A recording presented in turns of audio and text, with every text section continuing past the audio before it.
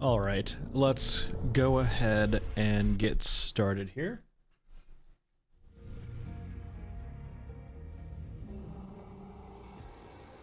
Interesting, no water thieves rare. Ooh, gift received. I got a gift. I'm guessing it's gonna be some bad gun. Let's, I'm gonna guess VKS. Okay, at least an M16. That's not so bad. Who's a good boy?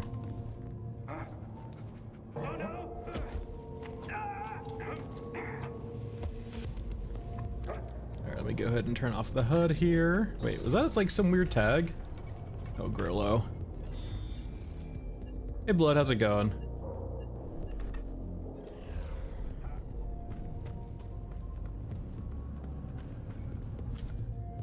All right. I don't think we ran many maps on the community stream, so let's go ahead and let's do some maps we didn't do. Let's do some scrapyard. Some very aggressive scrapyard.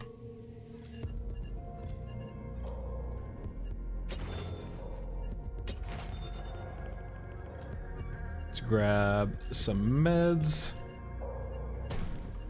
That should be fine.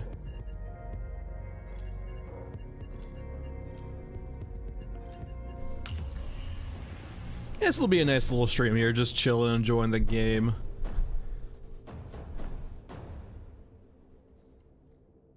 Lots of presumably murder. I hate the surface.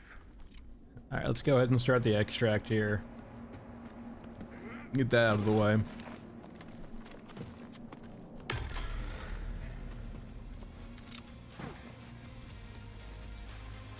On the Discord, they were talking about Nightmare, one of the mods is kind of saying that, like, they were hoping to get one out by the end of May. I don't know.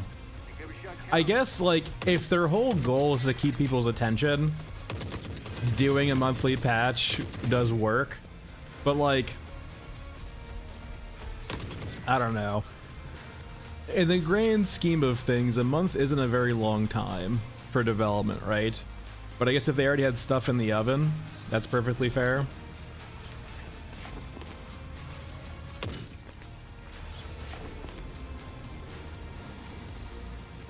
But like, if it's not May, right, they kind of alluded to that in January or in June this year there should be one, a big one.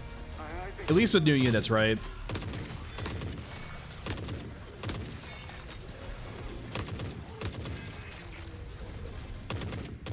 I mean, yeah, yes and no, right, Blood? There's a lot of work that goes unseen, right? Or unnoticed. Like, every single patch, we've seen, like, slight touch-ups of maps. Like, not stuff you would notice unless you play them a lot, but, like, very subtle touch-ups of maps.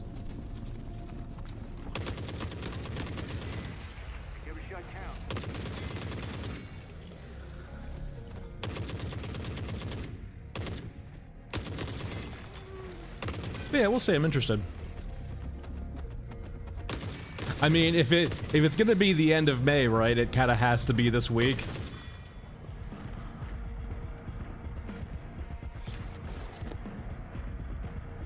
I mean, maybe though, Blood, but there was that whole cycle, right? I guess in the March patch and then the April patch, where like that was definitely like a two-phase patch for the guns. I don't even think we're all the way there yet with the guns either, right?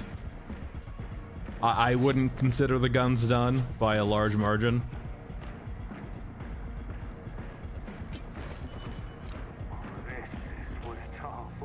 So it definitely seems like the guns are being like pieced out per patch, right?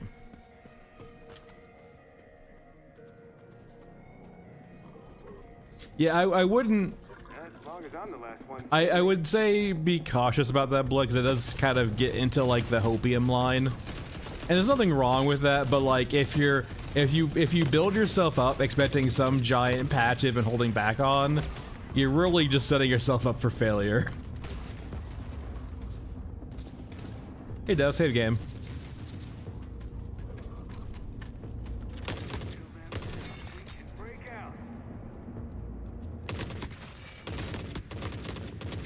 I'd rather keep my expectations low and be surprised than then have them high and be disappointed. No, Blood, I would 100% agree with you. They in a way have been nothing burgers. But at the same time, when you have like, you know, monthly or like, you know, bi-monthly update pushes, in the grand scheme of development, right, that's not a long time. Game dev is slow.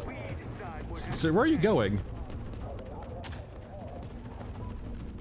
Okay, bye. And that guy was in a fucking hurry.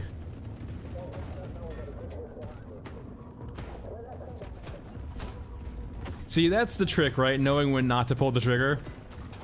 He was just, you know, he had some other priorities. What you guys shooting at?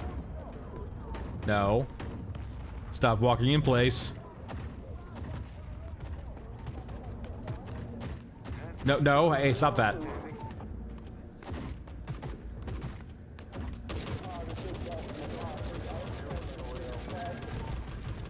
Oh, they're fighting brawlers. No wonder they're having an issue.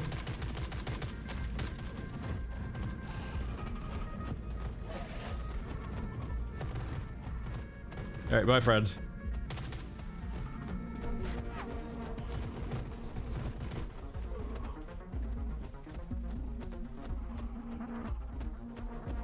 No.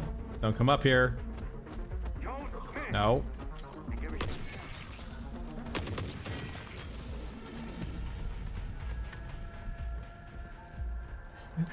Well, it's a bit different when it's contractual.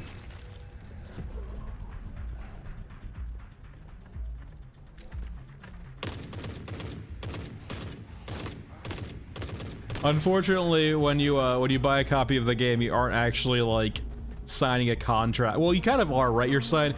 Typically speaking, when you buy games now, you're not really even buying games. You're leasing the game. But it's a bit different.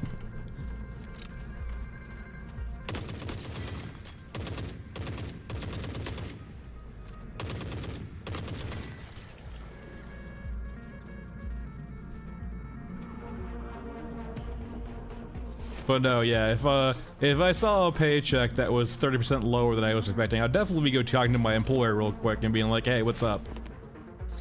Because I'm pretty sure our terms of employment don't say that.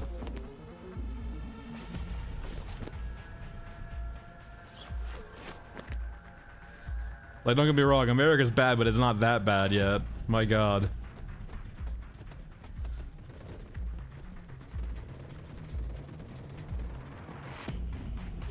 Oh no, Blood, that's a common critique, right? In the sense of just the way I feel about it is this, right? Like there has to be like I was fucking so freaked out because I thought it was a new unit because I just like saw it streak across the floor and I was like, what the hell is that? No, it's just a drone that was on the ground. No, with ammo, right? Like the main problem I have with ammo scarcity is this, right? You have to have common ammo types that are like ubiquitous, right? If you're gonna have AIs fight like this, the ammo they use has to be common enough where like they don't ever have issues with supply for them. Like you basically have to make it realistic to the point where like they have infinite ammo and it makes sense, right?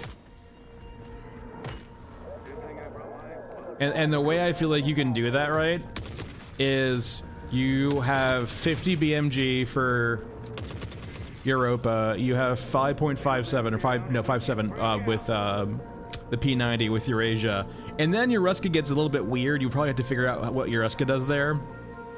But essentially, you make the common calibers among those factions ubiquitous and like a commodity, right? So, like, you can always find 50 BMG, 5.7 millimeter, and like, yeah, the only problem with that is it introduces some issues, but I'll get into that in a second.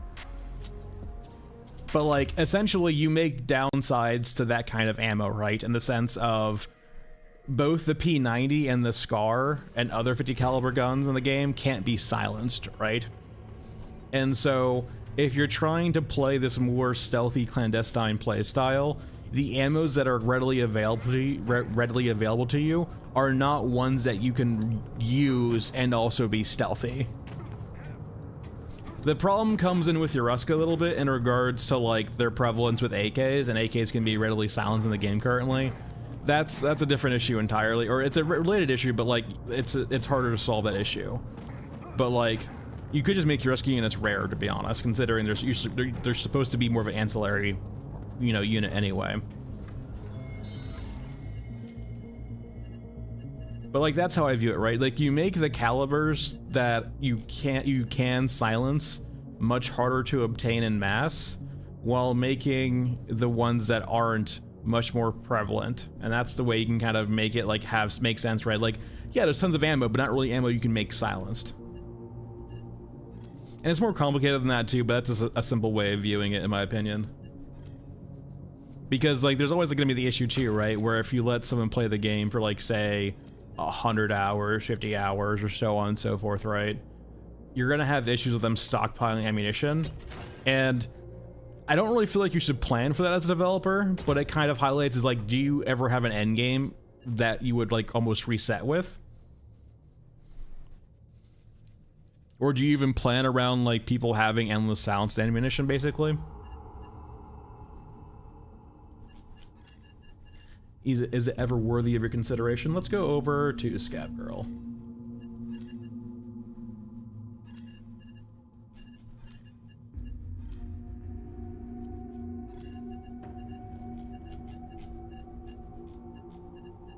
And you can just go across the board and just like nuke ammo drops across the board. It doesn't really... I don't think it solves the problem, really. Nice machine. I enjoy it also.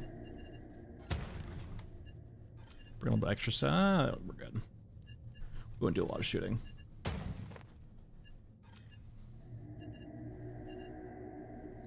I think it's supposed to, right? I believe if you have a grenade launcher, you do attract attention a lot faster than if you didn't. So I do think a very simple system like that's in the game already.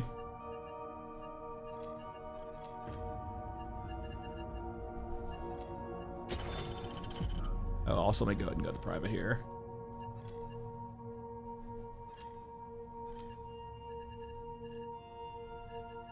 And quests. I mean, we'll never get this done in one run, but we can try.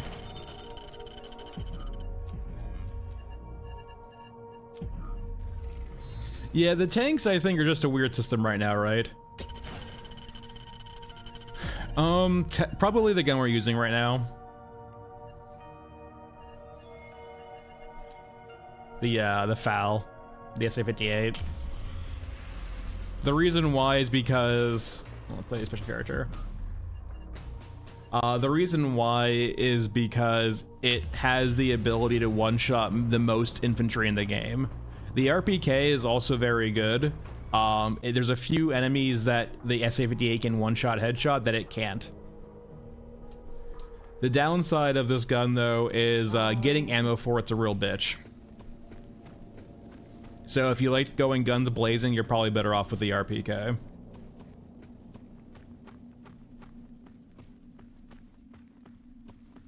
And then if you really don't care about being silenced, then probably the SCAR with an extended magazine. The SCAR is really good. The problem with the SCAR, though, is you just end up in endless gunfights, right? Because you're unsilenced.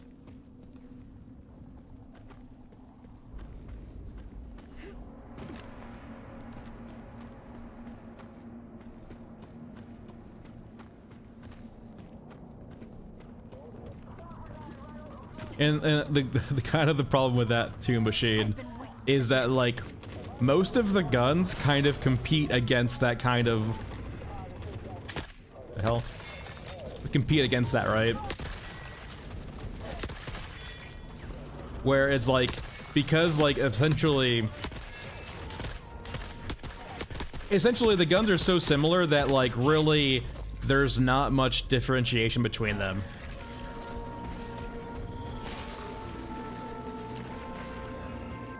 What if deaths? What do you mean deaths? You just mean like overall if they remove silencers altogether? I think that would be wise, honestly.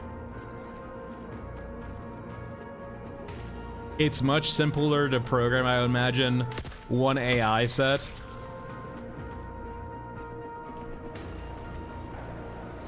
For like all guns as opposed to when it's silenced and unsilenced. And you can do sound and perception, right? But it starts getting complicated very quickly.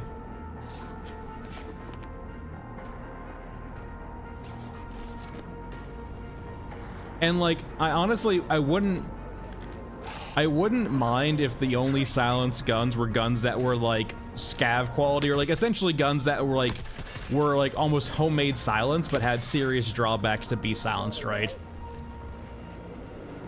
When you can throw a can at any gun, right, it just makes it makes an issue across the board. 16.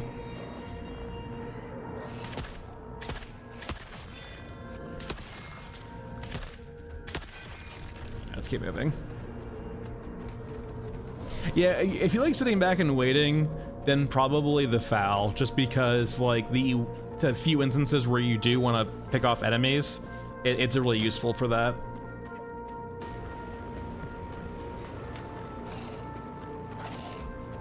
The only enemies you can't one-shot headshot are going to be the EODs and then the Ureska heavy infantry. Any fairly standard you're open, you can pick off one by one. They won't notice.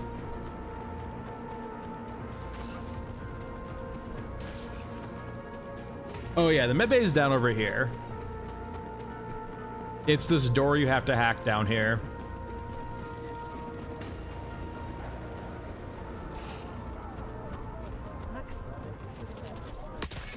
All right. But as you notice, right, because we're one-shot headshotting, they won't actually draw the attention of these guys. Unless we miss the headshot. Are they shooting the grabber? Doesn't look like it. But no, yeah, this is the medbay right here. And there's 2 keypads on either side you have to unlock. And all we're doing is matching the symbols down here with what's up here. And these will be distorted in some way, so sometimes it's gonna be harder to read.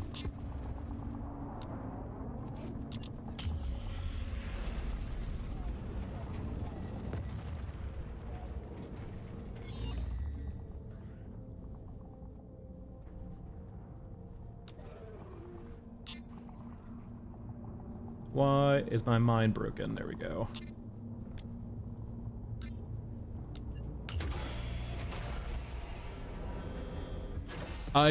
Your extraction depends upon where you spawn, but considering we spawn pipes, which is probably the spawn you're spawning at, the extraction is just down there. But no, yeah, in the deep trench lines here, it's just this red door you need to unlock both sides to. There's a bunch of med crates in here also, which is really nice.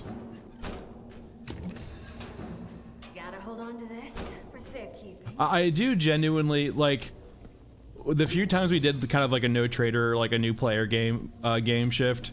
Like, yeah, the time where you don't have a silencer is when the game probably feels most in line with its vision, right? Of like, you don't really want to actively shoot that often.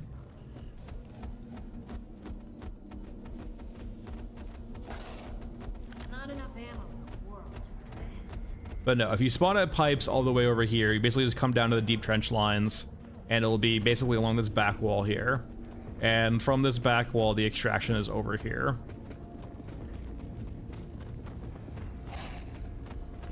But like, also the thing too, I will say, game shift also, like, it's not that hard to just not equip silencers though too, right? Like, if you don't have the self-control needed modded in, sure, but like, I don't think it's something that you need to worry about all that much, right? We get some more loot. So yeah, that's the extraction right down here.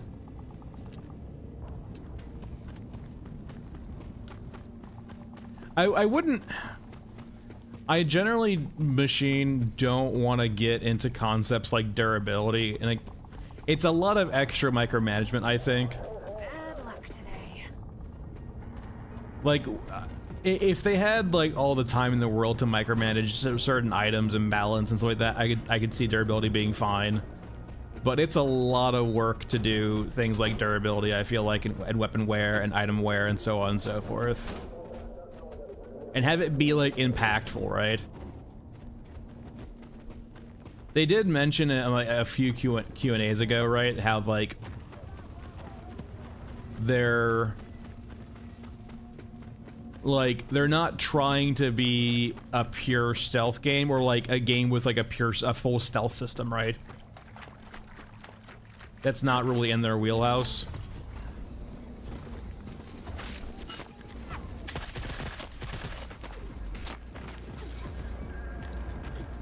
I don't want to shoot the medium mech.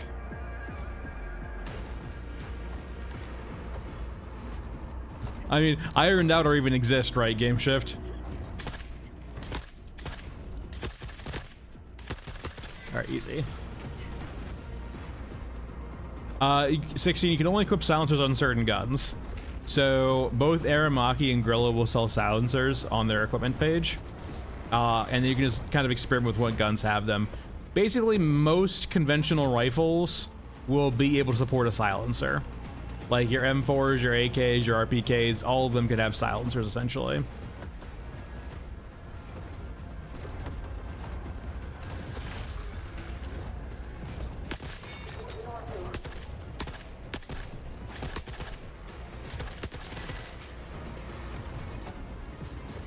Sponsored? No, I don't think they... No, I'm not sponsored by the developers. I don't see... I don't even think like Rillo is either, right? Like if by you mean sponsorship, like I don't think the developers have ever paid anyone for a video.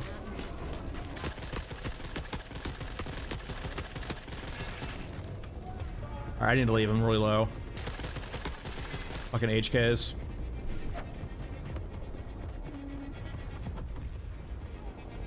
I don't want to say forgot I exist, but like, I wouldn't go that far, but like, I don't think the developers have, like, when I say sponsored, right, I mean in exchange of money or cash, right?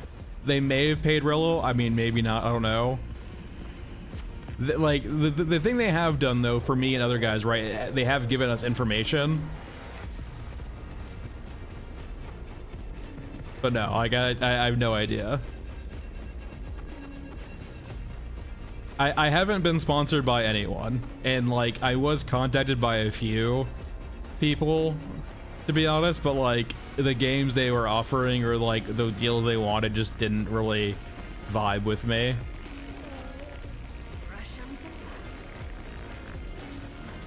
I find it more immersive, 16.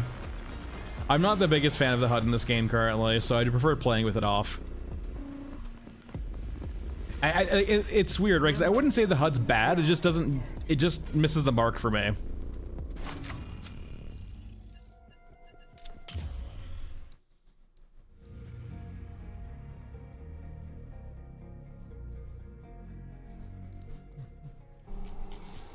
But yeah, on the plus side though, in regards to like sponsorships, because I'm not full time, this is just a hobby of mine. I don't have to rely upon like YouTube or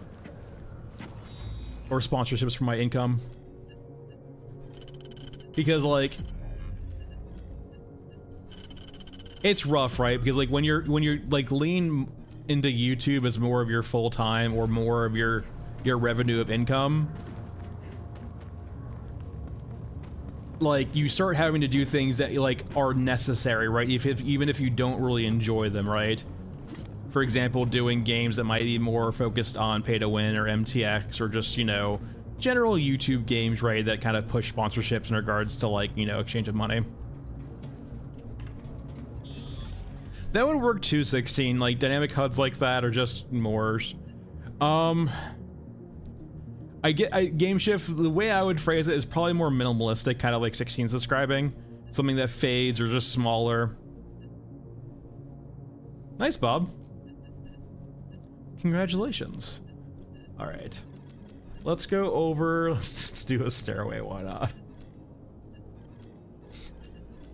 It's always in the back of my mind. It's like I would really like to get a rainy stairway. I know it's never gonna happen, right? But you never know. That slight bit of hopium. Yeah, like there's not any customization right now. 16. Like if they let me turn off certain parts of the HUD or made it smaller, so on and so forth, it'd be much nicer. But it just, I find it a bit too invasive right now.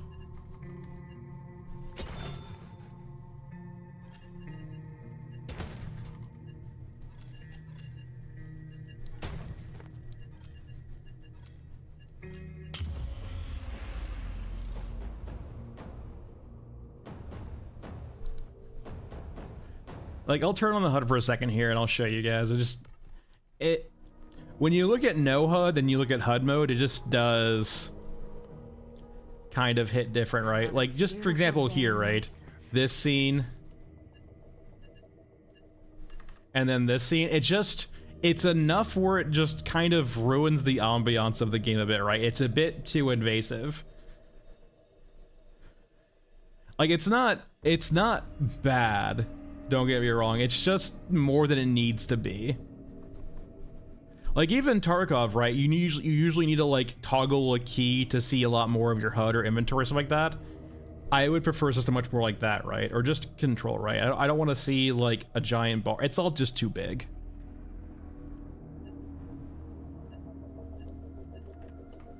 That's fair, Owen. There's a mod to delete the actual backpack. I personally don't mind how close you are, but I can definitely see how like someone else would, right?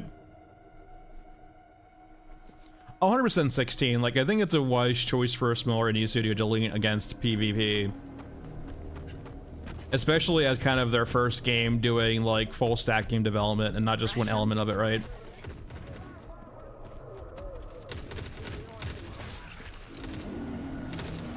And like there are clear pains they are going through, don't get me wrong. Like it is a learning as you go kind of environment for them, it feels like.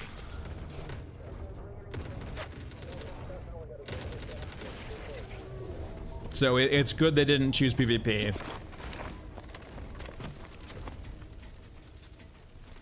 Well, it's not even about early access, right? It's just more in the sense of, like, if you make a game that its core kind of tenet is based around PvP, you're gonna invite people, like predatory people who want to cheat or get ahead by cheating or just RMT and so on and so forth. And it's a losing proposition for, like, developers, right?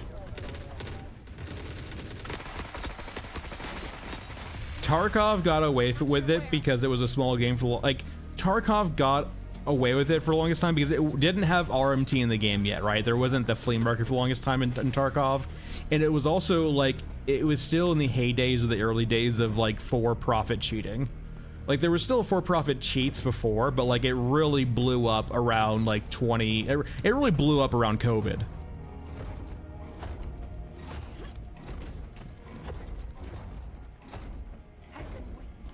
I mean, 16, if we go off their early access page, they say a year, so September of this year. I would be very surprised if that's the case. I'm saying 2 to 3 years. So like another 1.5 to 2 years.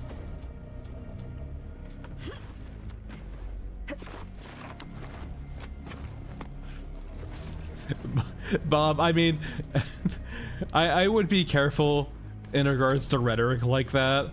The last thing the developers need is harassment. I've never talked to developer. I've talked to their CM, and that's like the most I've ever talked to Fundog, and that's perfectly fine and well. Now, do I hope they see the shit I post occasionally? Yes. But like, I don't think they need to have an audience, or just because I stream this game 3 times a week occasionally doesn't mean I deserve an audience with them.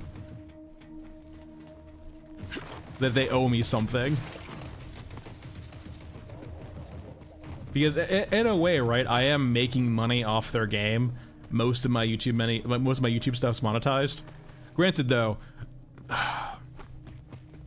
is it really all like YouTube's gonna make me actually have to do manual ad slots? I keep hearing just like more and more, because I have YouTube Premium, right? I never see ads, but I keep seeing more and more things about YouTube just constantly shoving ads now down people's throats. Like every 3 or 4 minutes. And like, really? I can understand ads like every 15 or 30 minutes. Like, I don't have an issue with like, you know, and natural breaks, right? But like, it seems like they're getting very aggressive with their ads, which I need to go into like and actually like essentially do my own ad slots, essentially, to make it not be as egregious as they're doing. Which just means, like, I have to, like, spend my time of day to do that.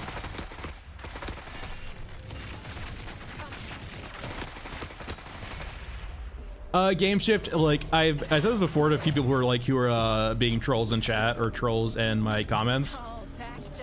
Like, YouTube pales in comparison to what I make on my day job.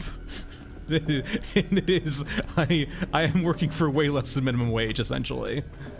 The hour-long video I made, which is, like, netted me about, like, I think $1,000 of, like, 1.1K in its lifetime so far. Which is very good, don't get me wrong, like, that's amazing, thank you guys so much for watching it. At the same time, though, the amount of time I spent on that video was probably, like, 200, 300 hours. Between scripts, research, and then just editing.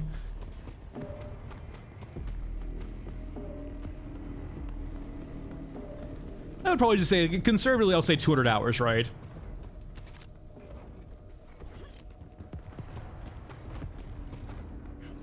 Yeah, or people don't need to watch them, right?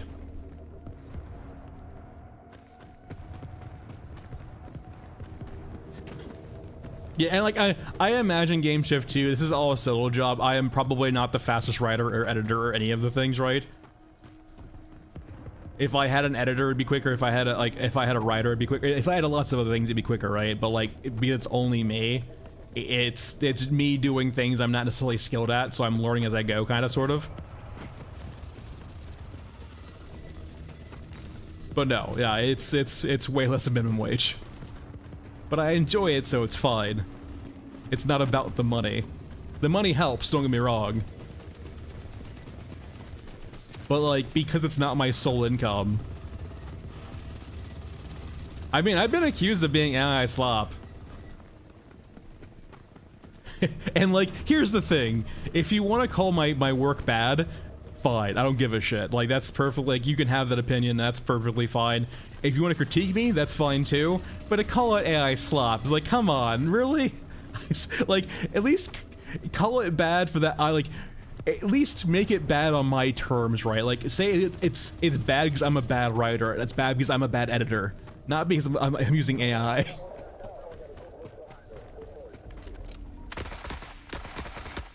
I am perfectly okay with not being the greatest writer or the greatest editor, right? But at least make it my responsibility, right?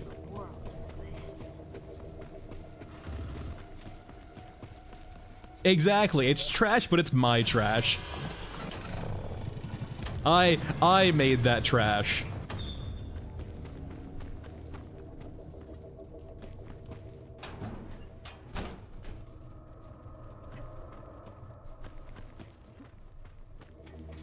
I mean, I can't help the fact that my normal cadence and my normal, like, way of talking is apparently very AI-like. It makes sense too, right? I've always enjoyed philosophy and, like, academic writing. And so it makes sense that, like, considering that's what AI is trained on, that I sound like AI. I can't fault people for saying it, but when they hold, like, onto it and continue to double down despite me saying, no, I just sound like that, sorry. It is what it is. Like, what could I do? Hey, but maybe that's one reason why I don't show a video cam, right? Maybe because I am AI. This is a robot. You guys are all getting played. Fundog developed me to push their game.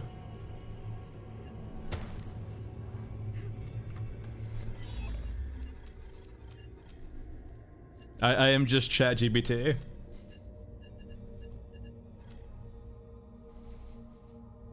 I don't know, 16. I'm not even like trying to farm for money 16 either. Like, you'll quickly realize 16 eventually that money in the game doesn't really all mean that much right now. I'm sure there's people who grind money way better than I do, right? And have lots more. Who are way more efficient with their time. But this is more just a vibe game for me now.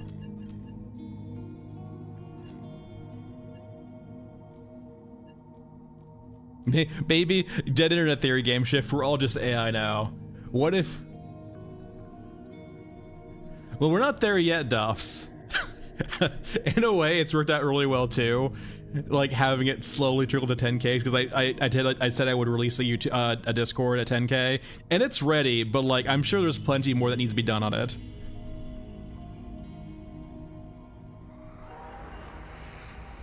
Let's go G36.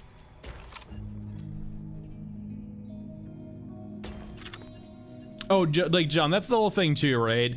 There is no piece of software that can like actually catch AI-ridden like work, right? That's why it's such a big issue in academia. Is there's no just easy solution to like just saying if someone's using AI. Like it's a huge problem in academia, right? Is like you can't know for a certainty, right? You might have like inklings, for example, of people using AI. Like for example, right? Something that you'll never usually see outside of academia or outside of very technical writing is the double dash, right? Like the dashes. So like when you see someone write something with those dash marks, you can probably assume they're using like an AI bot, right? But when you get to academia, it gets a lot harder because like stuff like that becomes kind of more normal in very kind of high level papers like that.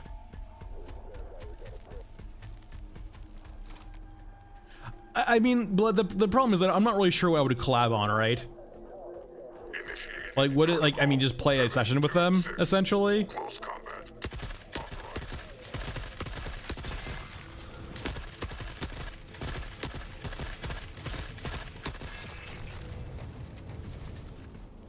Yeah, I mean, maybe. I'm not sure, like, if that would really be all that interesting. Thanks, Quad Eye. I mean, you have noticed my cadence slow down quite a bit, and part of that's because I've been busy, but also part of it's just because, like, I probably only have, like, 1 or 2 more videos in the can before updates. I'm not really someone who wants to just make videos for a video's sake. I want to make a video about something I want to talk about. And there's not a whole lot more I want to talk about in the game currently. Like, there's only a few more units. And like I'll tell you right now, I'm not interested in doing Toothy. I'm not interested in doing European Infantry right now because both of them just feel so underbaked currently. It feels like a disservice to do something that's just not worthy of time yet, I feel like. Actually, 16, if you max out your water bottles or the water crates or water cans, whatever you want to call them, right? Are very good for money. They're 25k credits or extra experience. So if you want the money, get your character to the max experience level and just sit there, don't prestige up, and then just farm water. And each extra water will be 25k. Yeah, I mean, like, there is always that joy to explore and theorize and imagine, right? And that's generally what I prefer, like, leaning into in my videos, is, like, leaning into that theorize and imagine, because that's what I enjoy writing, like, creative writing. But no, there is, like, kind of eventually, like, a point where that ends. Yeah, it's hard to notice Beta Geek, because you have to get to max level, like, you need to basically stop yourself from prestiging to notice it. But yeah, if it will be experience first, and then once you hit the level cap, or not the level cap, but the experience cap, then you'll start making money.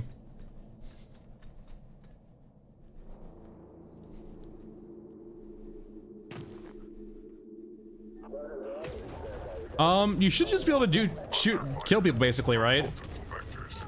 Kill units, you get experience for your guns.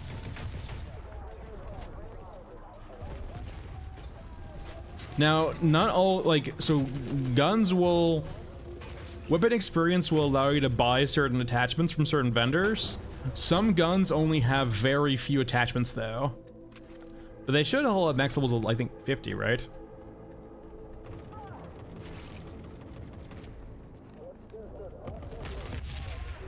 Thanks, Game Shift, appreciate it.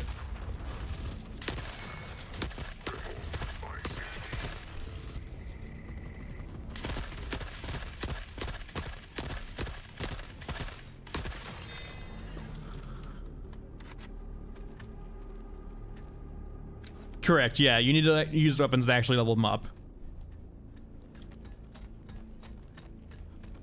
Oh, beta, it should. You just gotta mess around with it a bit.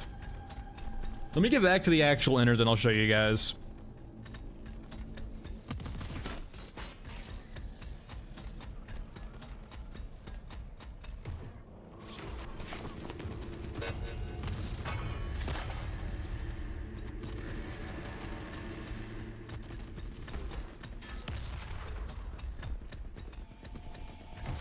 But no, like you should, like, for the AK and a few other guns, right, you need to upgrade the actual rail itself to get optic support.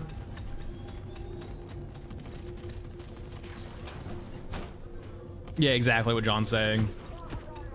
And the easiest way to purchase those is going to be through Grillo or Aramaki, depending on the gun. But like the UI isn't really that intuitive either, so it's probably easier to show than tell.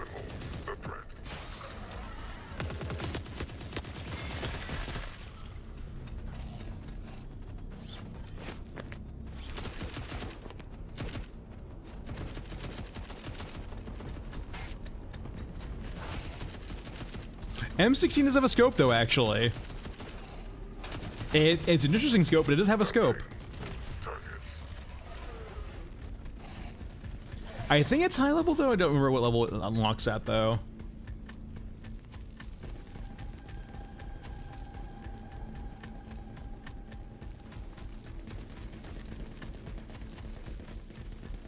Also, quick note, you know I don't have the ear of fun dogs. If I had the ear of fun dog, they would never hear the goddamn end of small tank over here. Everyone get ready to point and laugh at the small tank. Make fun of mini tank. We're coming for it.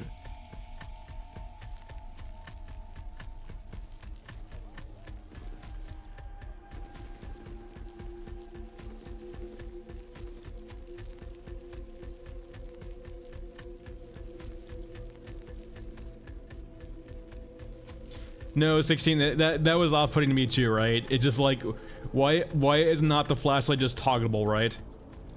Why do you have to ADS to use it? Or like toggle it off and on from here too? The inventory system is weird, like, why not just an item bar, right? Everyone make fun of the small tank. Look how small it is. How unrealistic it is. Baby tank.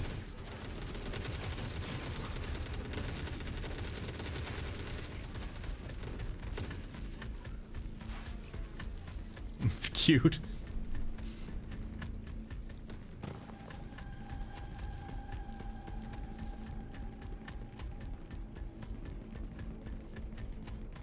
It's average. It's not average.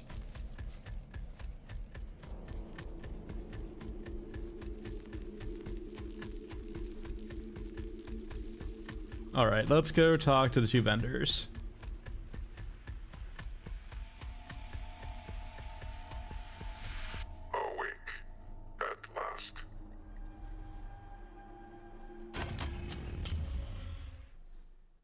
But no, as you saw there, right, we had some open experience for actual G36 down there. All right, so let's go talk to vendors real quick. Let's go to a character who can actually ADS. Let's go, old man. So, let's go to the M16, right? So the M16 will have upper assemblies here, and the upper assemblies will have rails for optics. But you have to customize the actual guns and rails and so on and so forth, right, to actually get them. Now, the big thing, though, is, like, if you don't see these, you might not have them yet. So you need to go talk to Grillo and Aramaki. And what you'll see is you'll find parts and attachments, right? For the most part, you're going to be looking for probably parts as opposed to attachments. So, like, you can start going through these looking at all parts, right? You might want to turn off hiding compatible, too, if you don't see any. Yeah, it's not the greatest UI in that regard. It hides a lot of these. And these will be unlocked from weapon level, right? So like as you level up weapons, more of these will unlock. And it depends upon the gun, right? The guns that have more attachments will have more things locked by higher levels, right? So say for example, if the USP only has one unlock, it will be at like level 3, right? If a gun has 20 unlocks though, it might have an unlock at like level 30 or 50, right? But like, if a gun only has one unlock, it won't be at some like high arbitrary level, right? You'll get it pretty early on. but no. And same thing with Aramaki, right? If we go to attachments down here, we have muzzle device, which you'll find suppressors at. Same thing with Aramaki. And for the most part, it's really hard to tell under attachments what goes on what. So like you're usually just better off buying one of each. And then once you build the gun, you can just restock it as you see fit from restoring the gun. On this though, it does a better job, right? For the most part, you can figure out what thing goes on what thing. It's still kind of hard, right? You can assume these are AK mags, but the barrels will tell you what barrels they are and so on and so forth. Typically speaking too, like higher is better. It's not always the case, but like typically speaking, C will be better than A.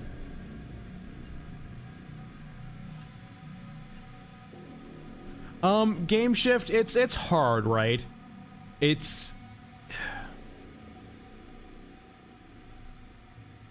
I don't want to say they have a project manager. Like I don't know the structure of Fundog, right? I have no idea how they're structured. It seems like they might be pretty freeform. That's just me hypothesizing though. Throwing more people at a problem isn't always the better solution. It will get more stuff done, but like it might cause a lot of chaos to you for a short while.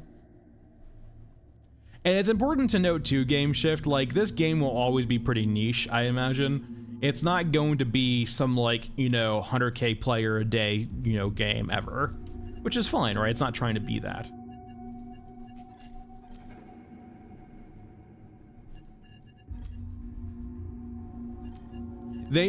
If we go off the game stats, right, like Steam stats, Steam stats hypothesize between like 200 and like 400k sales, I think.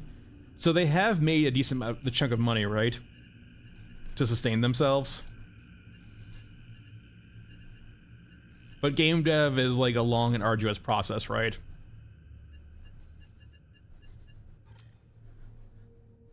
Well,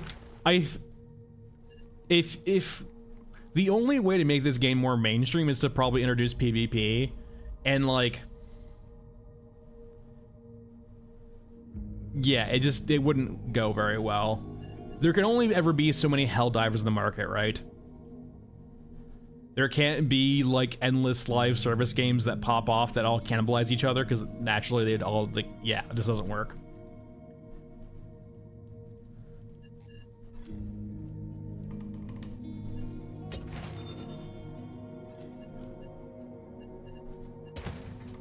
It's also a stepping stone, like, too, right? Where when you're learning, like, they're learning, they're going through the ropes of, like, developing a game all by themselves. Keep it small, get the product finished, ship it out, hopefully it does well, and then you build from there, right? Like, Larian didn't start with BG3, right? Larian's got a pretty extensive history of making games. Alright, RPK.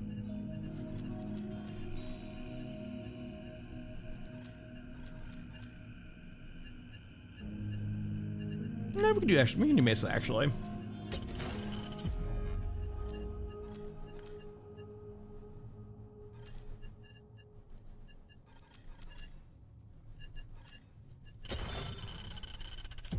Good old Mesa.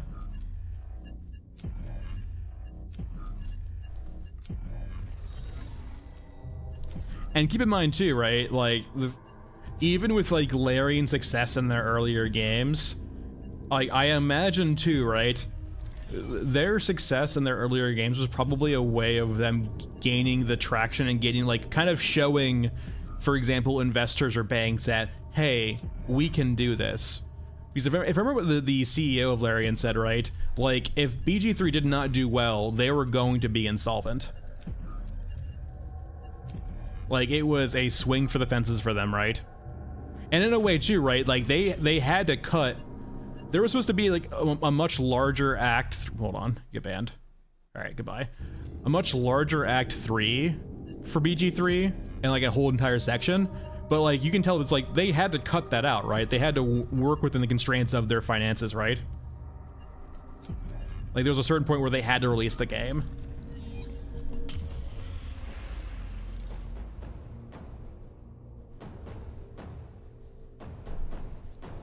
And like, I never want someone to lose their jobs, right?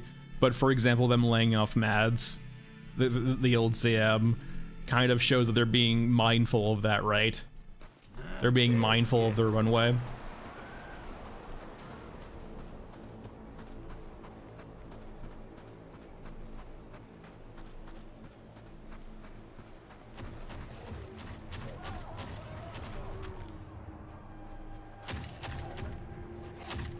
With the nerf to shotguns now, right?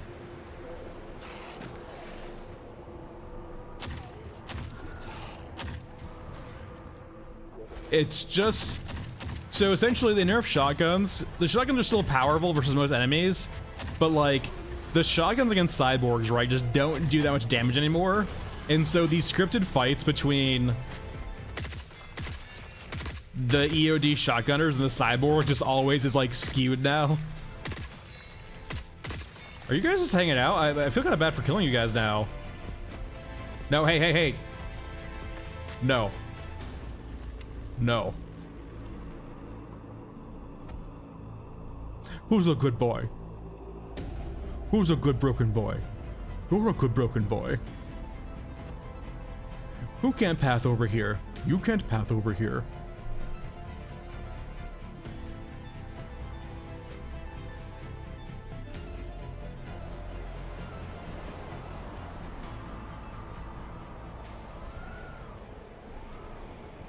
Alright, well.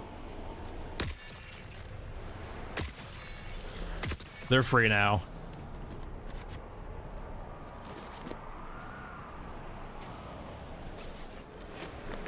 Still twitching.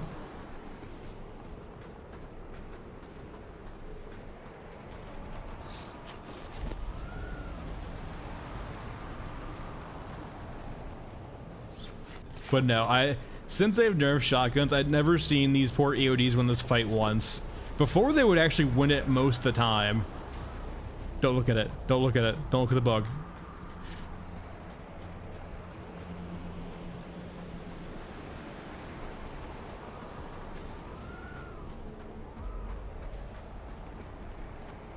It really is game shift. Like, once you get, if you ever... It's probably get a little preachy.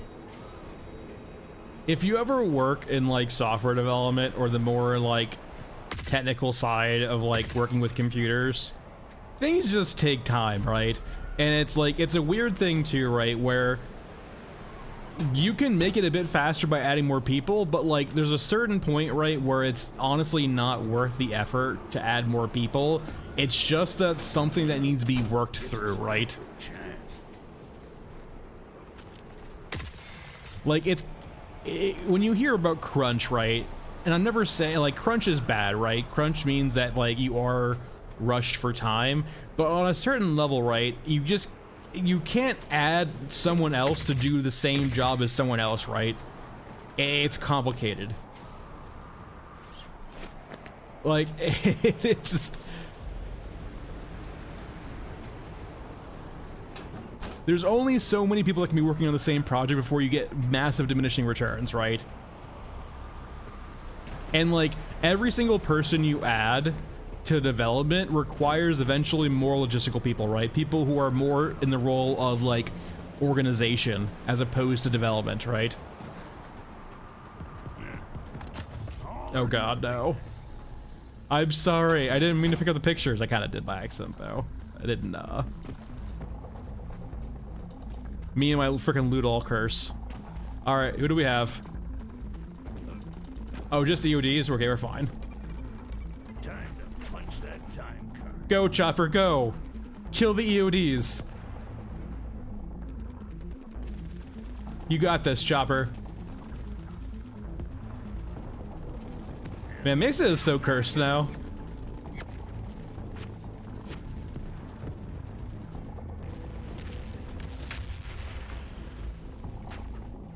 Oh no, the EODs are fine. Like, yeah, the shotguns are just weird now, right? They seem to have like some, maybe it's the cyborgs have resistance to it or something like that. There seems to be some like armor system in the game right now, right? For cyborgs, where only against them do shotguns seem to not do as well. Maybe we can slip past. Like, shotguns still just shred your Uruska and your open infantry. It's only against the cyborgs where they start kind of acting weird. Bastards know we're here. Like some form of mitigation.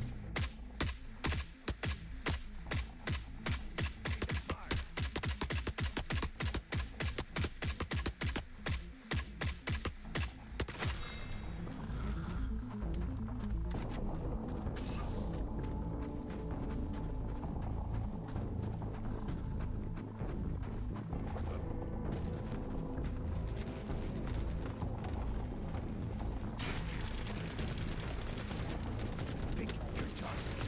Every shot counts. Whenever they show up, Shrike. Whenever they show up.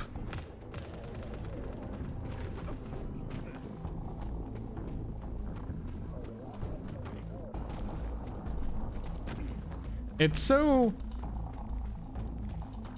I'm still of the opinion that they accidentally get this map during, like... My thought is right, like, is this. If they're adding more units in next update, and they're reworking the spawns in this map to accommodate those new units, they, just like the grenade bug, where we had grenades for a very hot second in the game, I think they accidentally pushed a version of Mesa to live that, like, was in progress of reworking spawns for the map. Because so much of the map is empty now. My favorite little crawler full of cyborgs is gone. It's empty.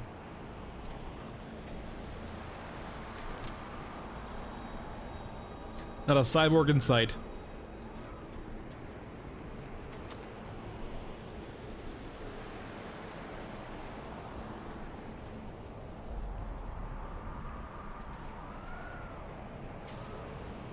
What?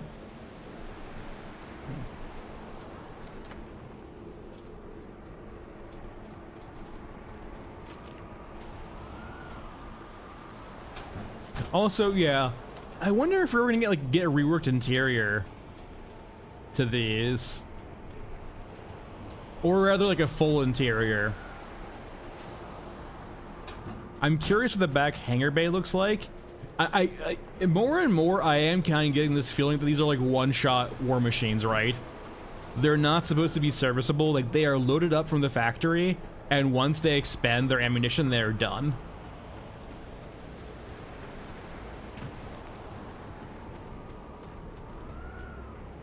Like, if they were supposed to be in the fight for very long, they would require ammo stowage, right?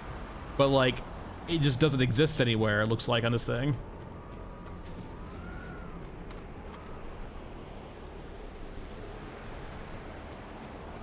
I mean, yes and no. I mean, when you have massive AI factories, right, that are pumping these out by, like, by the hour, probably not so much. Like, in a way, there's extensive landing craft. Yeah, but I will say, though, like, you generally...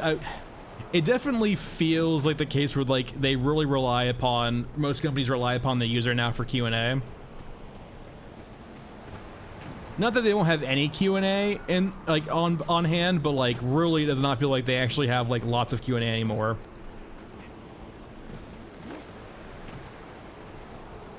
I don't read anime or manga. It's not really my vibe. I know there'll probably be like heresy to a few of you, and I'm not saying like they're bad. It's just not for me. I'm not really a big fan of anime.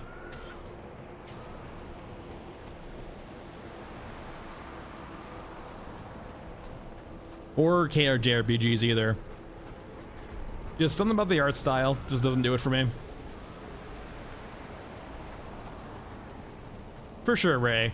I'm very curious how they're going to first implement, like, the whole idea of, like, mega units, right? And I imagine there'll probably be, like, set pieces on the map that are, like, not really interactable. They're just doing their own thing. The only anime I've ever watched was Spirited Away. Because I think there was, like, a big craze going on at the time, right? Like, how it was great. I watched it when I was really young in a movie theater, like an indie movie theater. That was like the only anime I've ever watched was Spirited Away.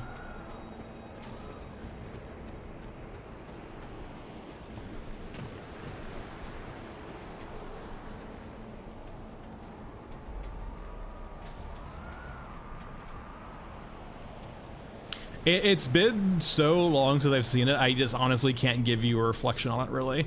I was pretty young when I saw it, too. I was probably, like, you know, young teens.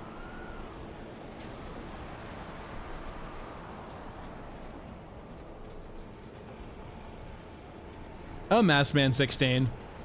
Masked Man's like the perfect menagerie of lots of different things. He's not too slow. He's got access to most guns. He gets above the 2K threshold for the grabber, which is huge.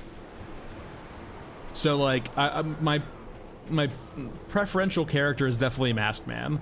Bagman's a bit too slow and bulky. Old Man, Scav Girl, and Shaman, like, they're not bad, but they don't, like, they have some restrictions on their guns, and they also have restrictions on their HP, right? So they're all usually subject to getting one shot. I've been Kilpo for a very long time.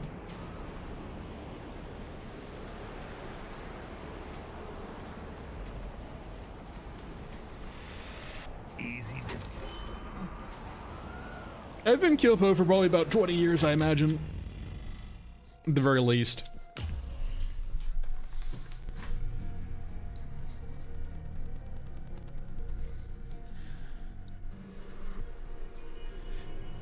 I think it's probably a little bit of both, right? We're probably like on the surface, but also probably over the ruins of Megacities 2. And it's like important also, like, right, because like we're underground right now in our innards, but like if we look up, right, we do, like, we're pretty fucking deep.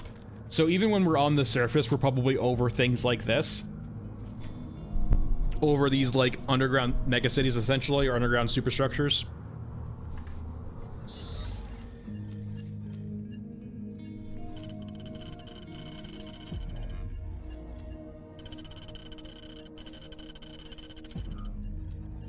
Alright, now Mac Trench. I do think, though, like, if you're trying to do, like, faster runs, or you're trying to, like, play a character who makes it a little bit easier early on, I do think Shaman's a pretty good early on character. Some people would say Scav Girl. I do not like the rig juggling with Scav Girl, having to constantly go back on better rigs to, like, fix this. So, like, I just prefer the ease of Shaman, right? And if you do want to micromanage, you get rewarded by having extra carrying capacity for your rigs. So, I do quite enjoy Shaman. Before I play a lot of Maskman, right, my main would probably be Shaman for the longest time. Like, they're almost as fast as Scav Girl with basically none of the downsides of Scav Girl, which is super nice.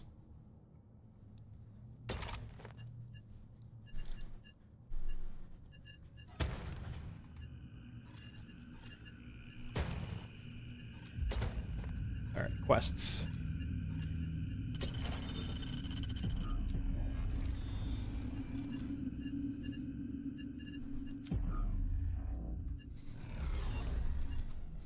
I can't recall if I ever did I know I've talked about doing a tier list for characters, I think, but like for the most part, it's really just all the like the only characters I don't really like are Scav Girl and Old Man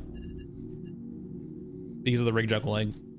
Granted, like we're gonna be due for like a rework eventually, right? Like their skill trees are kind of just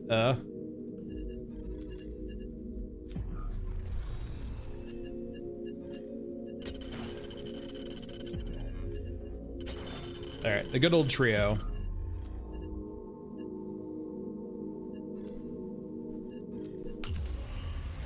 I do, for right now it's perfectly fine.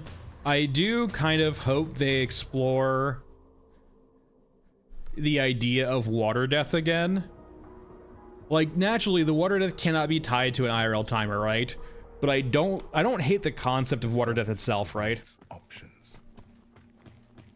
For those unfamiliar, right, water death basically when if you run out of water, your innards die.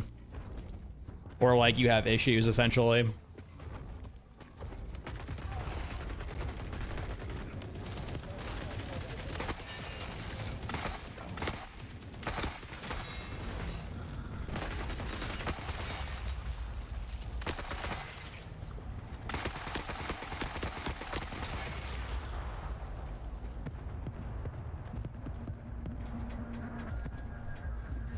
But like, it definitely won't be this patch, May or June, whatever it is, but I imagine the next patch after that will hopefully be some instances of like progression and seeing how they are hoping to round out the game.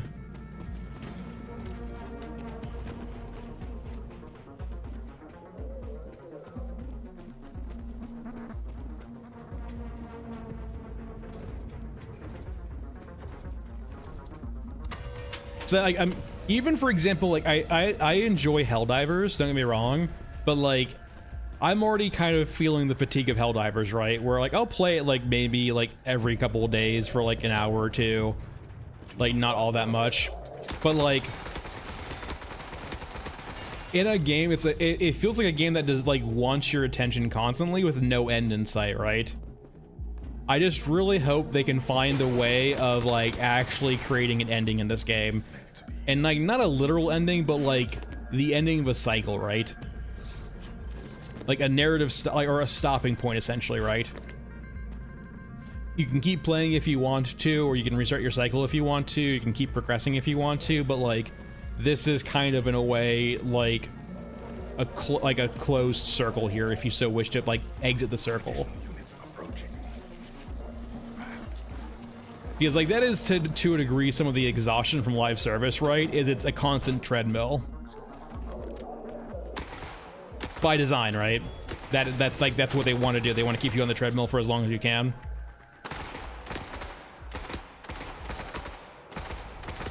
Hey, stop that.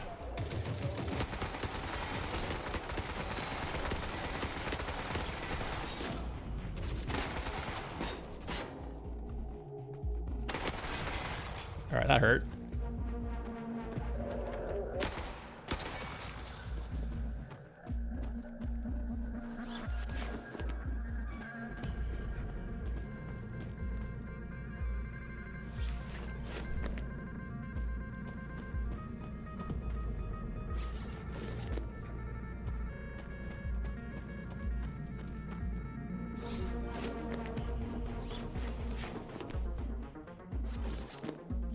In a way, I guess it's a critique of just like gaming in general, or just lots of things in general, right? In the sense of like making something because you want to, like making a piece of work or art or just media because you want to, not just to like satisfy the end needs of just making money or just making it for, you know, making its sake, right?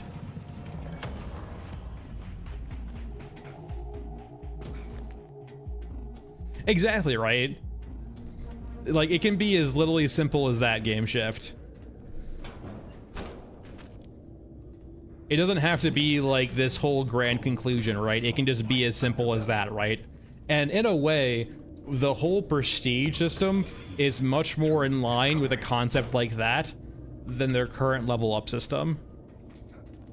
Like, that's what I get mentally when I hear the term prestige, right?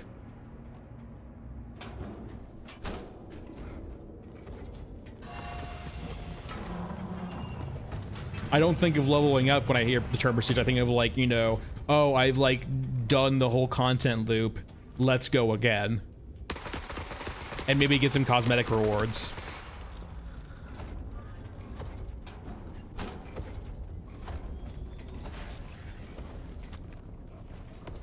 I want to fly. Gold from the soft white underbelly.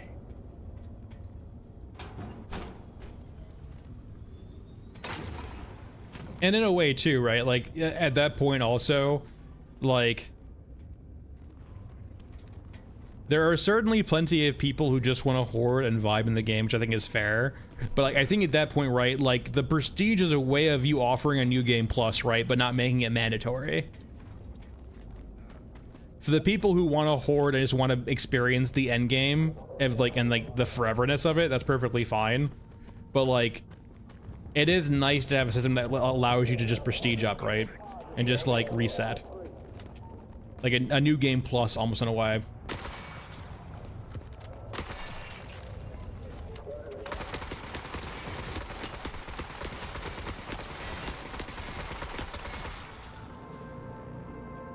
Hello.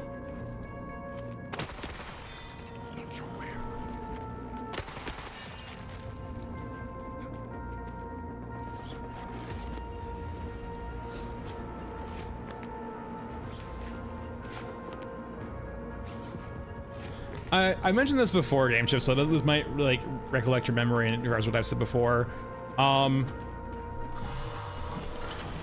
So like kind of like a system along the lines of, you know, as your innards grow and you get more advanced and you get more self-sufficient, right?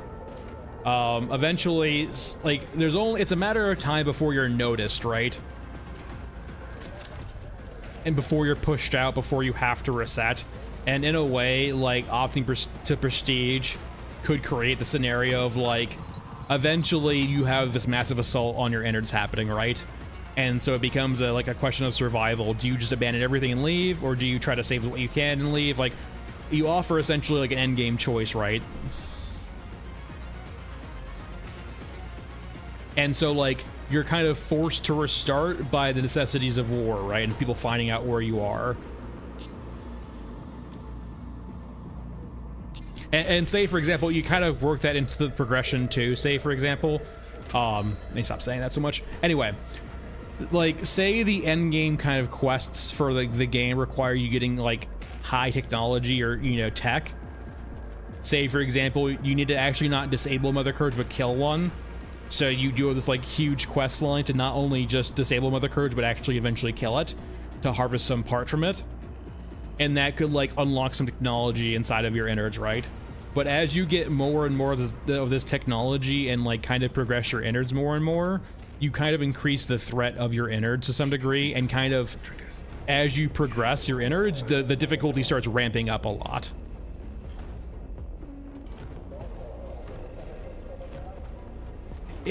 In a way, they naturally already have their own ideas, and Miles has already said as such. So like, there's not too much merit in going to great detail about it, but like a system kind of similar to that, right? And there's thousands of different ways of doing it too, right? Mine's just an example.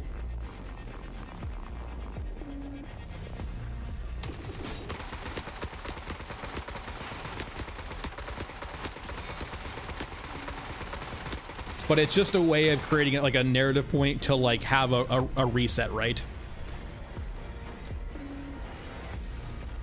Powerful. Okay, we need to leave.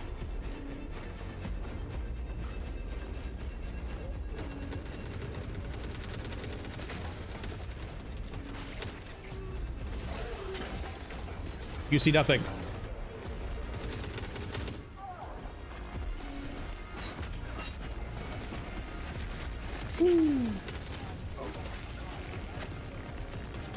Yeah, I would say Game Shift, it's a pretty common trope too, like lots of games have the kind of like prestige or cyclical content like that. You know, like that's like the core foundation of any roguelike, right? Most roguelikes kind of work on that principle on a much smaller scale though. Is not guaranteed. Live today.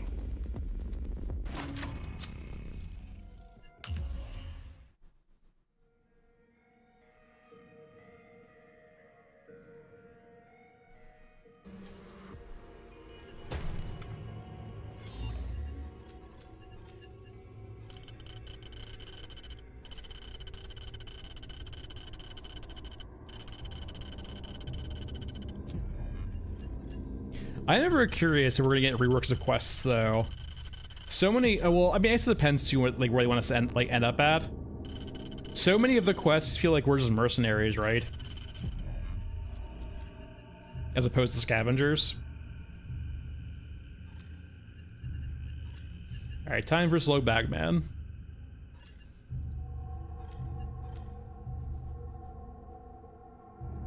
Very, very slow bagman.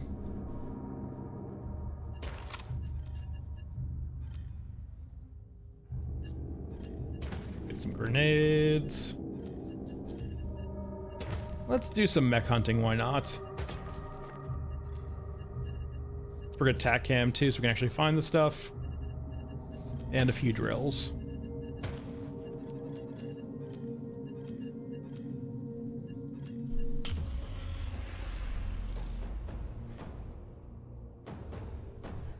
It's not even so. Water's no longer like single days, really. It's just a number now. It used to be about days, but now it's just literally about numbers. So like, All water is right now is a currency to enter certain areas on maps.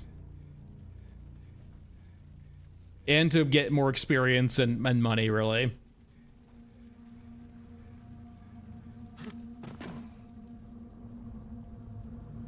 Yeah, I do think Game Shift, like, there's a lot of item bloat in regards to, like, mods and attachments.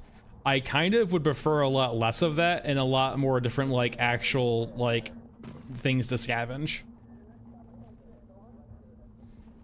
And not even, like, scavenge on units. Like, there needs to be, like, more just ambient pieces of loot on the map itself that isn't, like, a container, but, like, you know, oh, say, let's go look at these destroyed mechs, right? And maybe we can find a piece of, like, useful tech on these destroyed mechs. And say, for example, it involves me, like, taking a saw to, like, say, for example, I want this part of the mech, right? I would take a saw to this, right? And, like, naturally, I'm not saying, like, it needs a full system, right? But, like, it can emulate that with just, like, you know, I have a saw, I do an animation on it, and eventually a loot container spawns from me sawing at it, right? Like, there needs to be a lot more of just, like, actual, like, scavenging as opposed to just, like, running to containers and hitting E on them. Like, actually finding stuff to repurpose.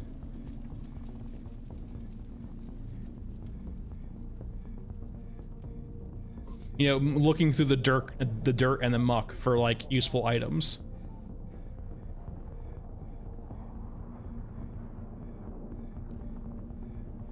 Going up to, like, a radio tower, for example, and, like, going to the top of the radio tower to, like, you know, take a light out.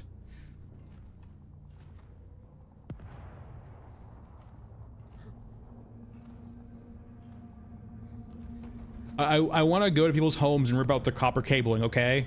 I have an addiction. I need to pay for the addiction, okay? And copper wire sells for a lot.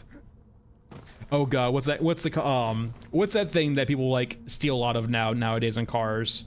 The converter, right? What's it called? Someone knows what I'm talking about, right? The something converter.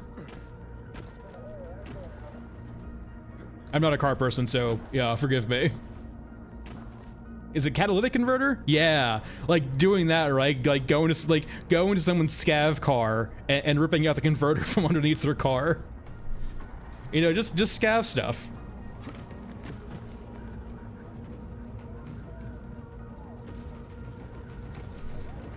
Like when I think of scavenging, I think of that, right? Like, you know, finding stuff to repurpose on the field.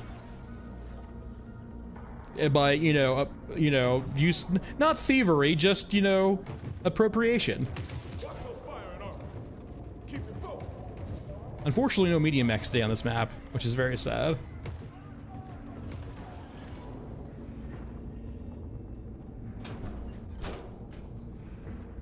You know what I want? I want a shopping cart, right?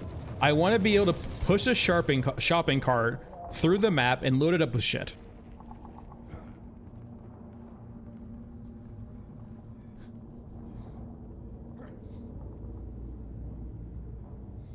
Some cool metal lattice?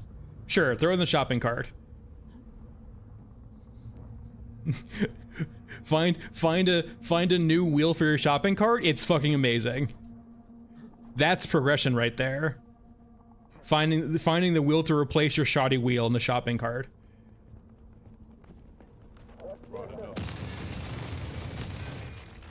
Find some guns? Throw them in the shopping cart.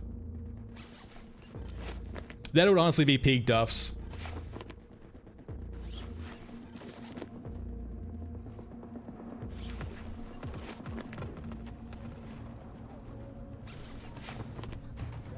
Find a bottle, find a can, throw in the shopping cart. Gotta recycle. It does, Kalo. If you spawn in early enough, like you don't have like a long loading time, you will see the Titan move in at the edge of the map. Now it's just being dragged on a vector, like it's not like there's no animation, there's no like actual movement taking place, it's just a scripted sequence to move it on a vector. But like it's still nice though, right? It's still cool to see.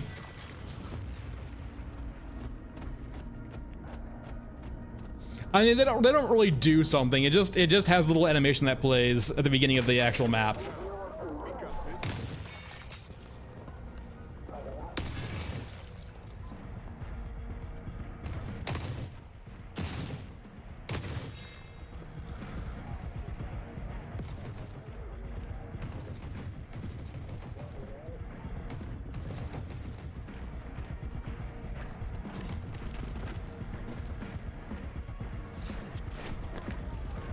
But no, yeah, like that's like I would say a big part of the game that's missing for me right now is the actual scavenging part.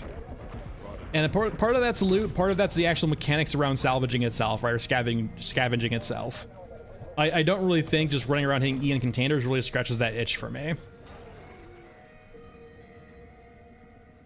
Like I genuinely enjoy it in Star Citizen, right? Of just like going around and just like scrapping ships. I wouldn't even say Star Citizen does it that well either, right? It's pretty rudimentary for Star Citizen 2, but like I can at least go inside the ship, rip out the components, and then take them out, right? Or take off the guns, or like, you know, scrape the hull for material, and eventually blow up the ship for material too, right?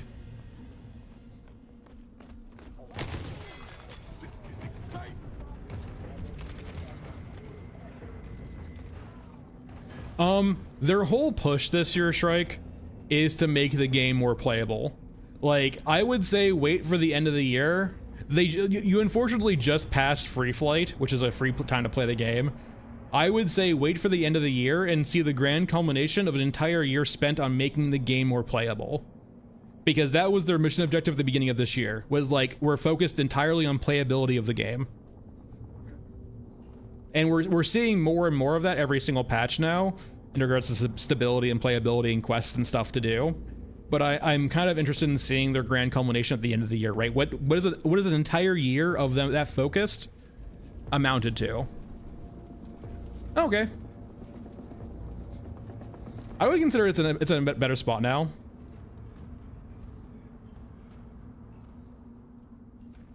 There should be sleeping, and I'm like, I don't mind containers being in rooms like this, but I do think just having random containers around, like everywhere, is a bit off-putting, right?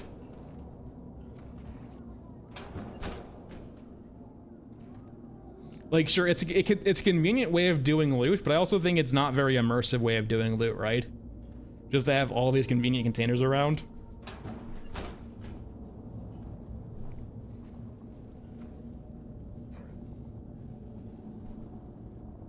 Yeah, I mean, maybe, but it's very easy to slip from placeholder into actual, like, end use, like the end case, right?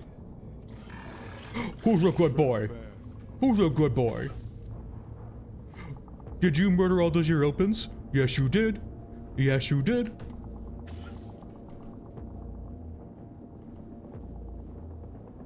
Don't lose track. A little.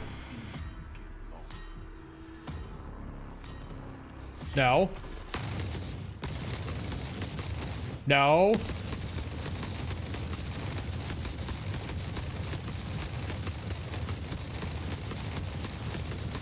I said no. You don't understand consent, dog.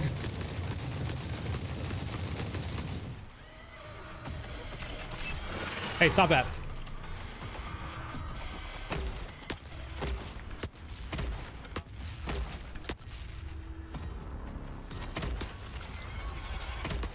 Oh god, the door's closed. No. Stop that.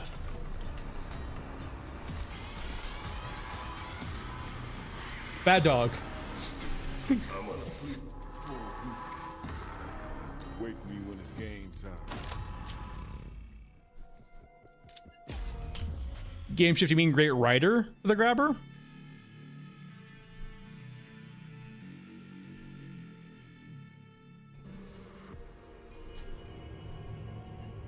Hey, Delta. All right. We have Cemetery, then we have Scorched. We haven't done yet.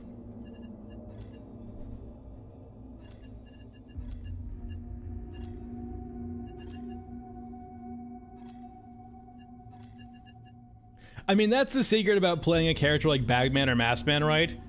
Is we have enough HP where it won't go into the one-shot animation. That's the real trick.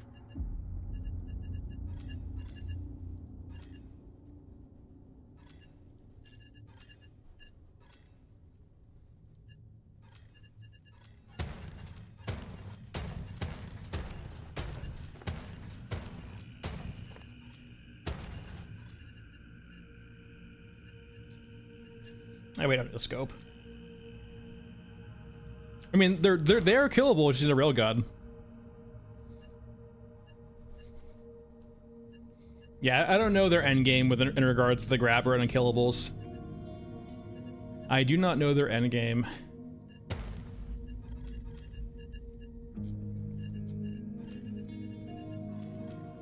Like, what's the actual reason to make them unkillable? Like, my guesstimate is right because it would be cheap to just like stand on a rock and kill them, but like, I honestly don't know.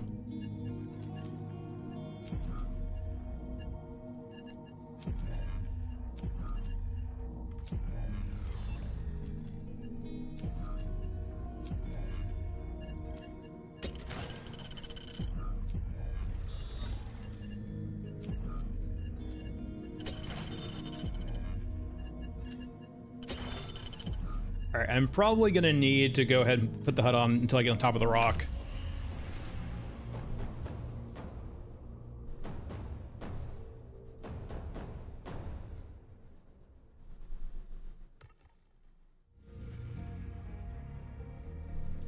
I don't know. The problem is, like, the vast majority of the special units are special units that are named, but also they are kind of like, they're mostly melee units, right? Hold on. There we go. So, like, it's really easy to stand on a rock and abuse the fuck out of them. And so, like, I kind of feel for that reason was, like, probably one of their motivations for not having them killable right now, because it's super cheap just to have a unit get killed by standing on a rock.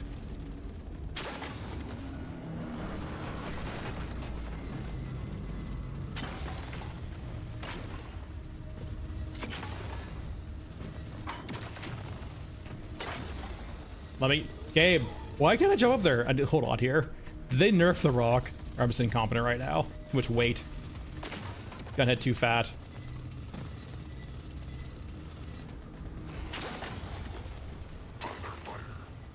There we go. Alright, now we're good.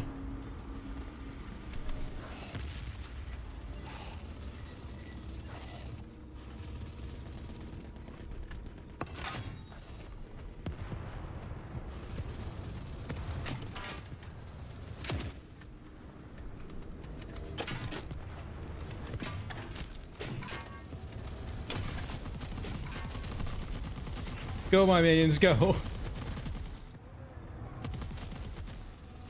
Initiated protocol 726. Close combat authorized. Yeah, I mean, you say that, but climbing's a lot harder to actually do than you think, right?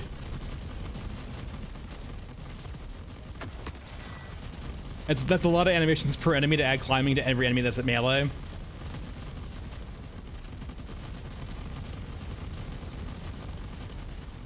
No!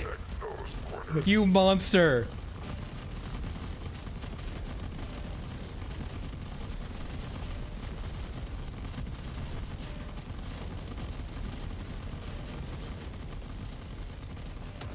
Shrike, I'm mainly... When I'm playing solo, it's mainly the Corsair.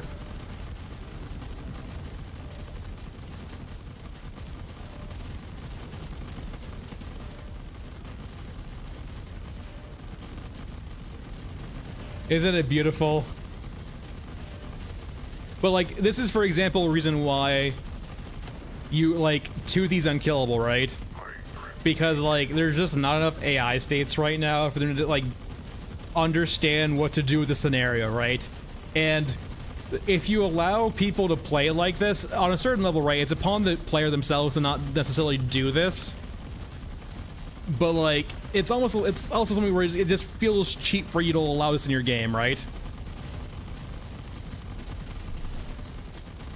Well, it's less about mantling little pop-up, but more about, like, for example, how do they get up here, right? Because we have jump. Like, they can climb, but, like, it's different when you have jump, right? And, like, you can get to areas where you can't even climb onto easily. Like, there is mantling in the game. But this is a bit different.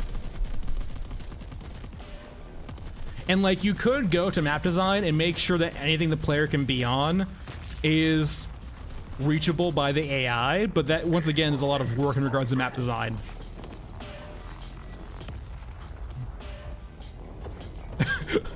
Toothy, my work here is done, leaves.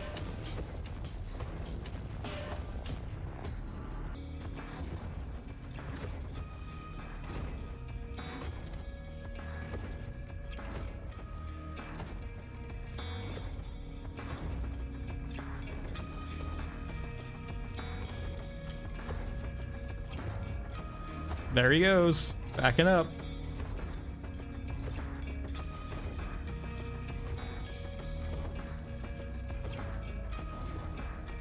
All right, bye, Toothy. And by the way, the turrets that were shooting him, I think, are 20 millimeters, right? I think they're advertising this game at 20 millimeters. Toothy is a designation for a robot, yeah. So Toothy is a model, like basically a model, right? There is a rogue Toothy in the lore, but like that's just a Toothy model, right? That's gone rogue. I mean, for the most part, right? It's early access, but like, the AI is not that sophisticated, right? It's fairly easy to abuse them. Threat removal.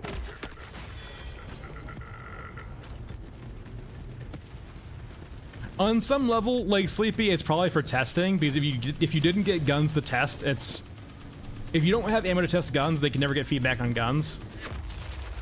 But I do agree with you, ammo needs to be rebalanced. No, the Toothy in the game right now is not the rogue Toothy.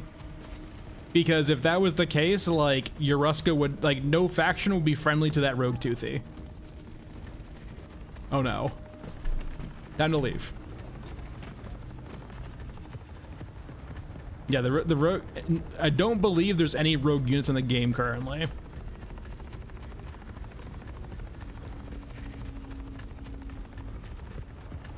I'm pretty sure, like, so we're gonna see a rogue Toothy, and I'm pretty sure the grabber that's supposed to be in Cemetery is supposed to be a rogue grabber. At least during the night shift.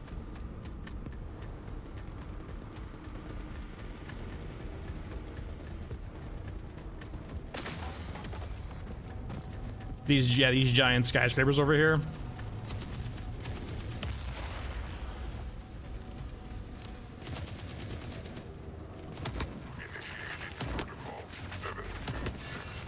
Close combat. Authorized.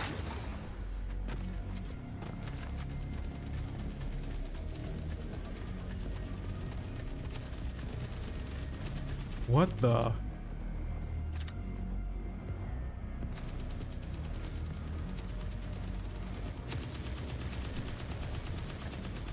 Honda probably in the trillions. High billions, trillions. The way I view it, like, it's hard to say exactly Honda, but like, my theory is this, right? Outside of like the actual conflict areas, there's basically no war going on.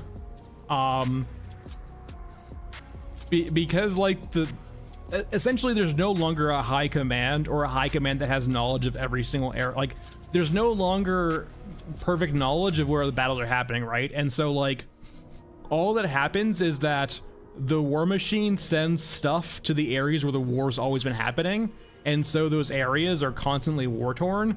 But like, in a way, these like gray areas, these war zones, are just like giant proxy battles, right?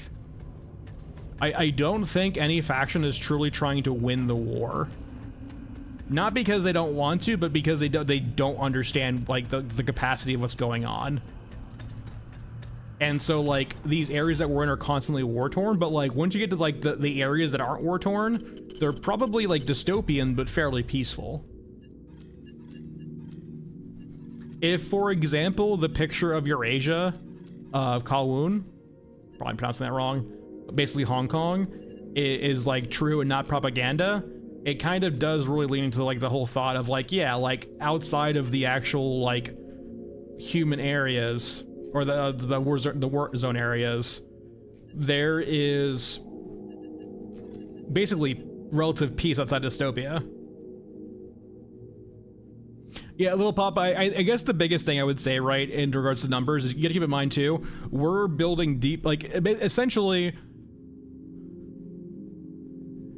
like, 10 billion probably would be sustainable, but like, they're not trying to sustain the population or trying to keep the Earth healthy, right? Like, it is just pure, just like, you know, advanced technology, where it's for humans. Like, I'm sure there's not many animals that live anymore, right? The seas might be okay, in quotation marks, but like, I imagine there's not much actual like living animals on the Earth right now, if at all. Africa could be an interesting spot though, right? I do think like the jungles of Africa would be really interesting for like a clear contrast. For example, if Yoruska really leans into like melding biology and technology, they might actually value the jungles of like Africa, or probably not. No, yeah, they don't have control of South America, so Africa for like testing beds.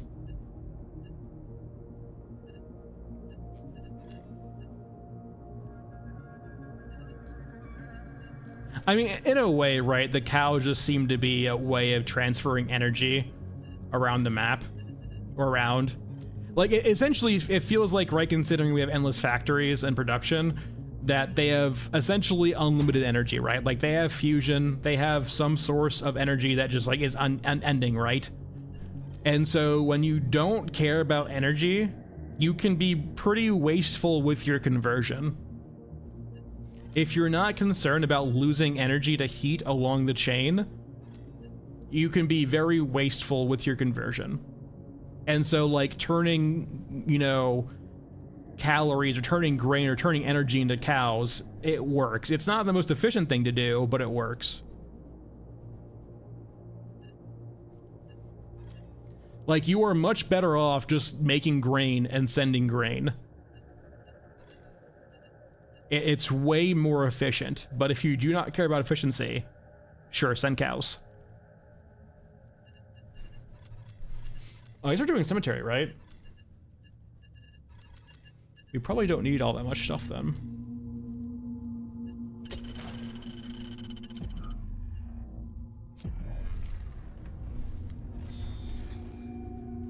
I mean, yeah, I mean, sure, maybe, like, who's to say, right? Like, you could be right. It could be so many different things too, right?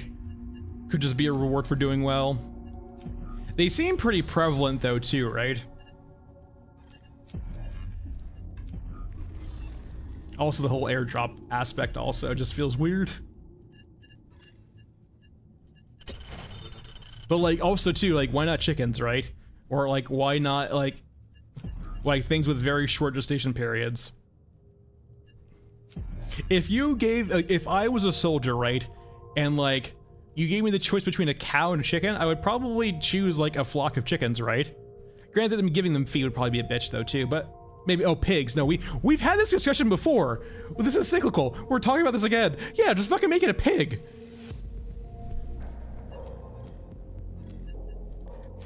We've had this talk before. Just make it a pig. Or a mass man, actually. Well, the reason why I'm saying pig, Delta, right, is there's plenty of corpses around. Like, if you have a cow shipped to the front, right, you kind of need to eat the cow before, like, it dies from not having food, right? But if you have pigs, right, you can actually sustain those pigs until you actually need to eat them. And they do a valuable work of, like, actually cleaning up refuse and shit. Kylo, like, I hate the surface. end of this month or June, basically, right? They've kind of alluded to such.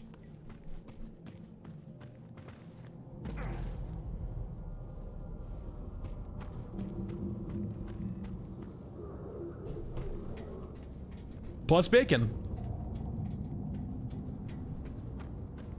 Well, it's blood in a way, like a thing like a thing like a cow, or sorry, a pig, could be a nice way of turning that that grinder meat into like more savory meat, right? And naturally too, right? If you put it into a pig, it won't spoil.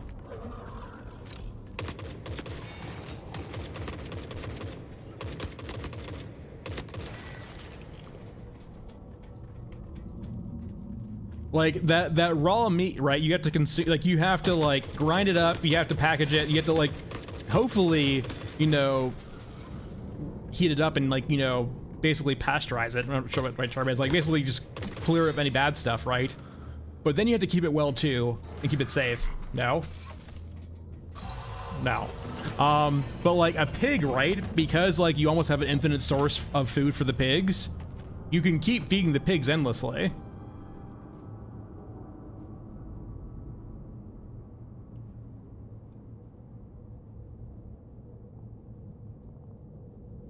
And so in a way, but they become like a battlefield recycler.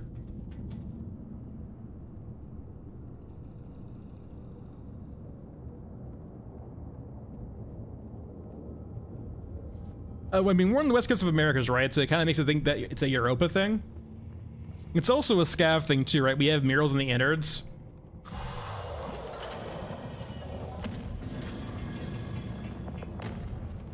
All signs point to death here. Yeah, Eurasia doesn't really need it, right? They have artificial crops, and like, you kind of get the sense too that they use alcohol.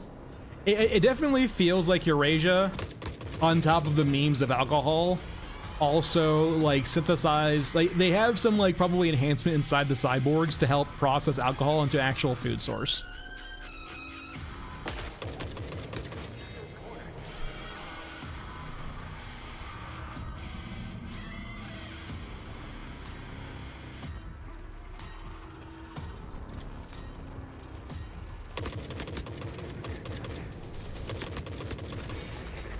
All right, is he even over there? It's not, okay. Are you okay? Is it as...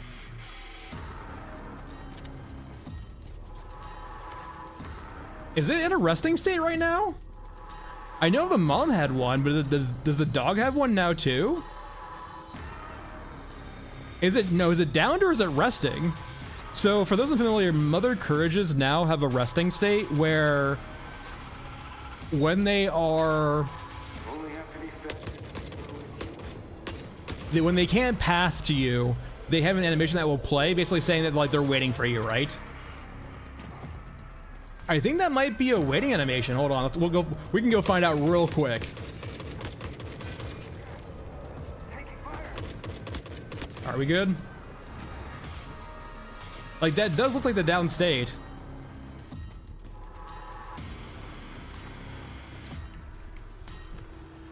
Go away. My God. I don't see a container around I can drill into.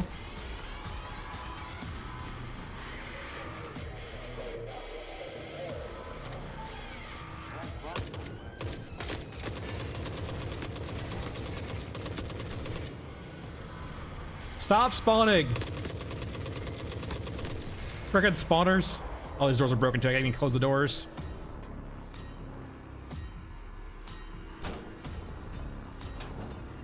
The drone's explosion. I wish I had a tac cam. I mean, if it was actually down right, we should be able to see an actual crate around here. It might be in the ground though.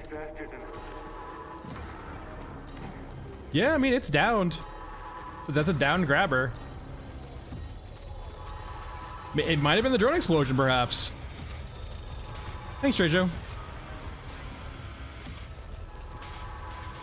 The drones do explode and cause AoE damage, and like, what else could it have been? Little Papa saying it might be the drone explosion, right? All signs point to death here. Certainly wasn't me. Very weird.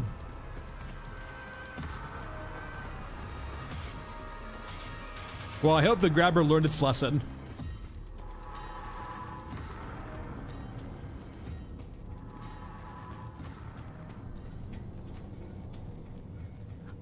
I don't think units can take fall damage, but I don't know. I've never seen a unit fall before, so...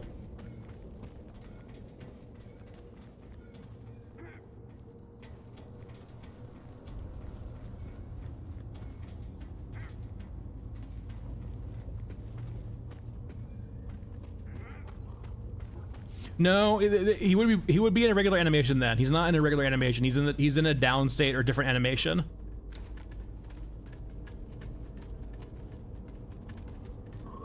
Thanks, Tank. Appreciate it. I can chart a course through if we wait. The right moment. That's interesting. I mean, like, naturally, it's gonna be really hard to replicate that with a drone. We could definitely try that again though and see what happens. Was it because it couldn't path to us or because it was a drone? The only problem is the drones don't spawn there consistently, but we can keep trying to replicate that.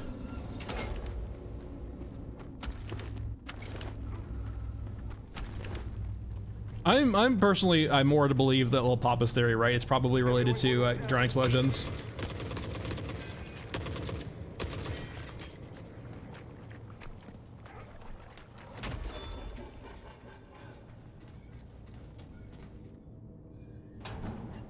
I think it only breaks if we shoot it, right? We can go say hello.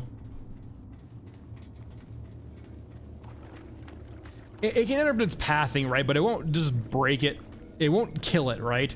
And that video was also like back in the day before you can actually kill it with railguns too. Or kill it, quotation marks.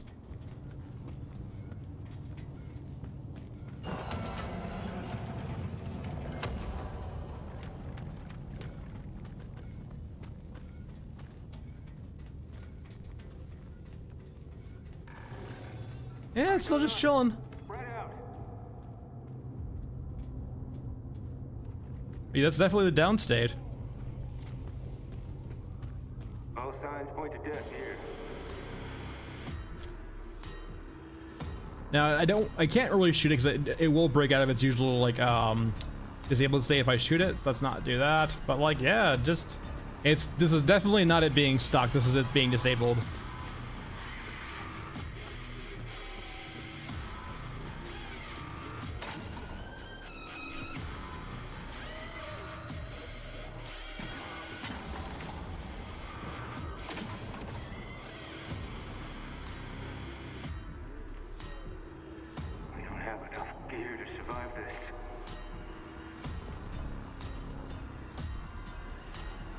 This is cathartic.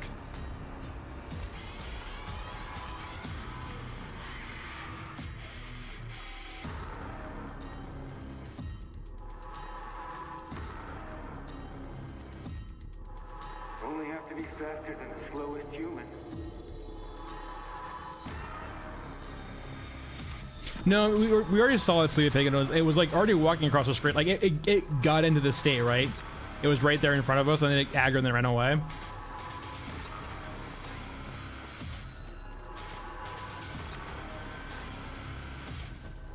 I'm more likely, Lil Papa, the way I view it, right, is that the specials might not have lots of damage anymore, or lots of HP anymore, but they're invulnerable to lots of different types of damage, except for the railgun.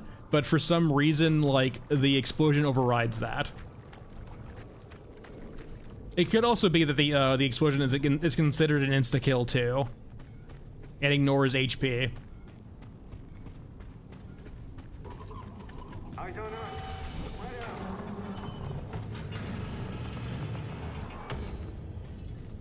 And I don't think you could probably replicate this anywhere except for this map, really.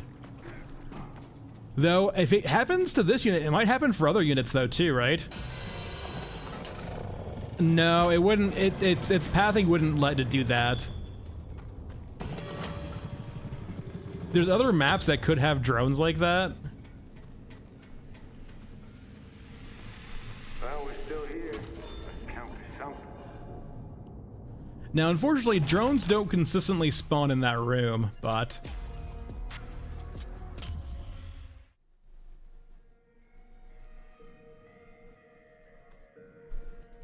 let's try this again, I'm curious.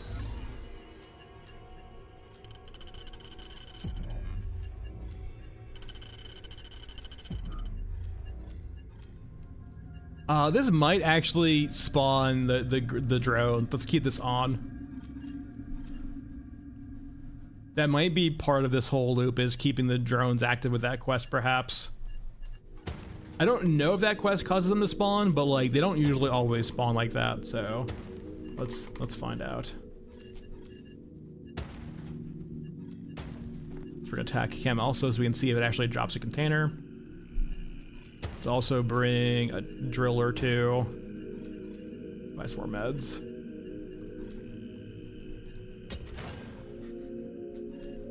Yeah, Grabber for once was finally a good boy. It sat down. Alright.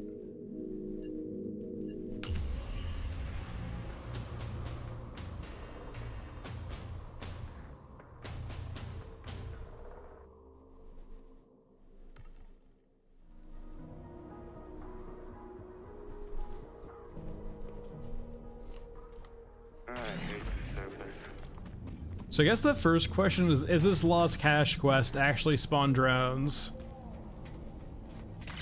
Alright, there's the dog.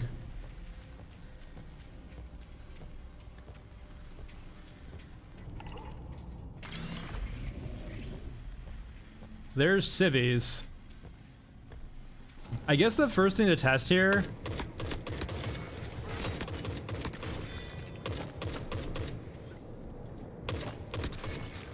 I want to see if it will do that from breaking pathing.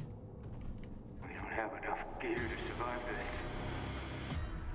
this. Yeah, aggro first. I want to see if I can get it on this doorway again and see if it will break if I just have it on the other side.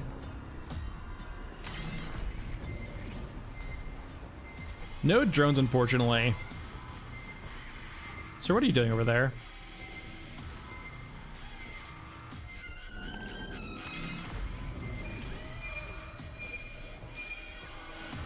Oh, it's got a little proximity detector too sound now, like fucking aliens. Too busy eating something else.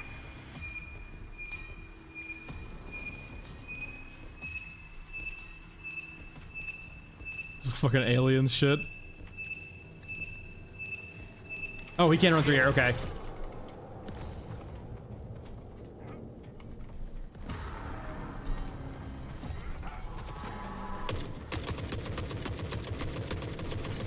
Okay, so it wasn't... I did close the door on him. I definitely think it's probably the drone. I guess the biggest issue is going to be getting the drone to spawn consistently. We also had the rescue civilians, and we also had the journal quest. So let's pick up those again and see if those will actually affect the spawns at all.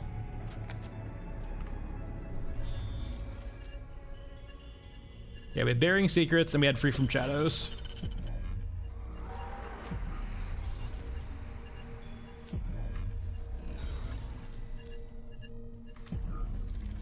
Unfortunately, I don't think the drones are tied to any specific quest, but I guess we'll find out.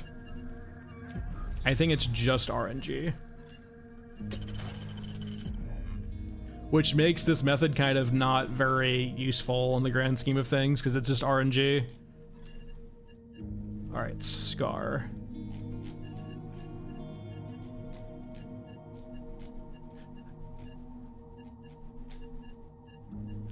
This is gonna be a base Scar. The thumbnail is bugged.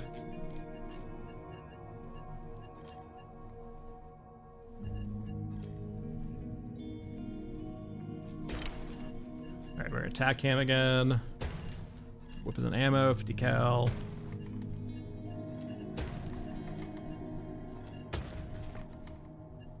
Alright, got all those.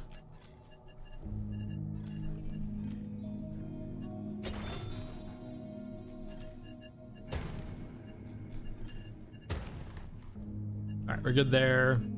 Cemetery. Yeah, if we don't see any drones, we probably just like run it back for a wash. I can't imagine what other, like, what else might have happened. The only thing I can think of is if say, for example, the guys that we were fighting earlier maybe missed and hit the grabber instead, but I'm definitely thinking it might be the drone. Alright, we're gonna have cultists now.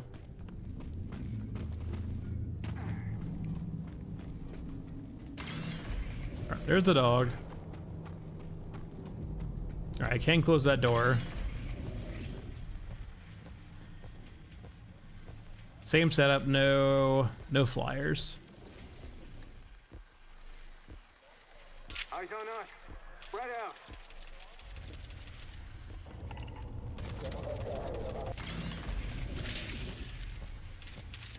It's probably just wise to run. Yeah, we'll run it back, I guess. Get my stuff and leave. Yeah, it's probably gotta be the actual drones. It's gonna be almost an impossible like situation to replicate. Though it's gonna be real easy for them to test for, right? They can test this in an instant.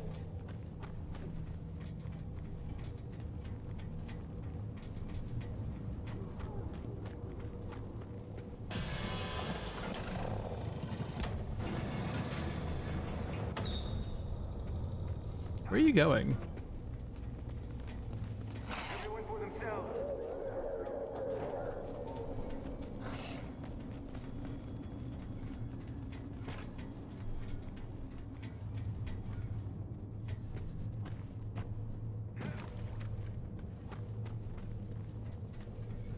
Sir?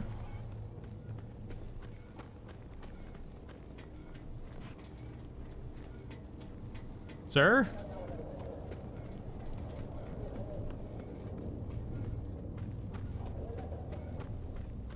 Sir?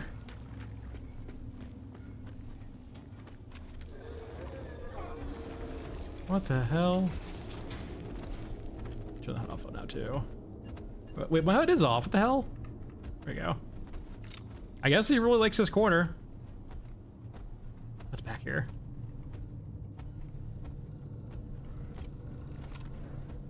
Cyborg? Okay.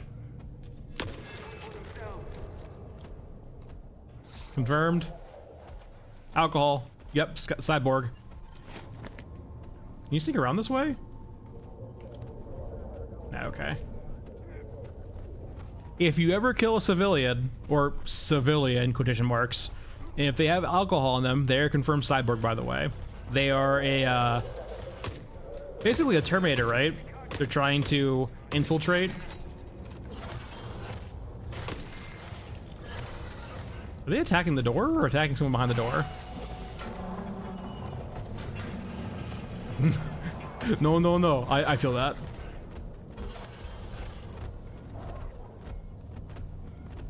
It was immobile before the drone exploded.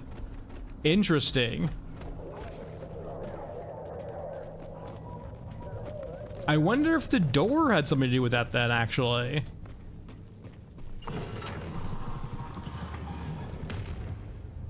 And it getting stuck killed it, so maybe it was the fall damage? Maybe it was the actual door like thing that messed it up. Pleasure, folks. Huh. Maybe, I don't know. Like, we'll give this one more try to see if it if we can do it again.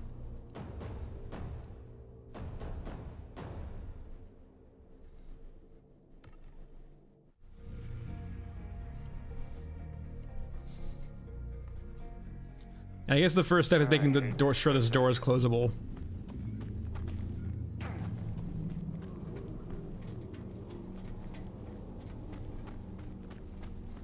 Well, okay, it's openable.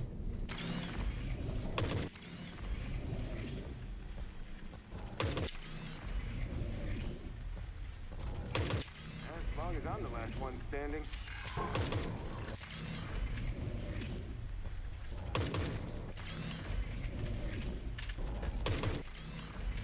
I think it's canonical now, the tank. Cyborgs are alcoholics.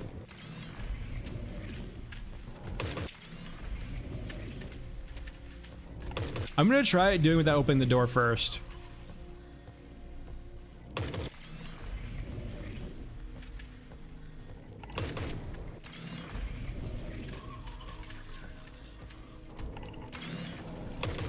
Okay, it looks like I probably need to open the door here.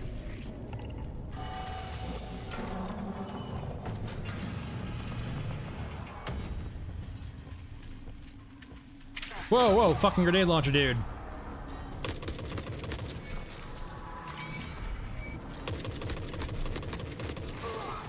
And a headshot. What the hell's with these headshots now? 100% that was a headshot, not a fucking grenade launcher.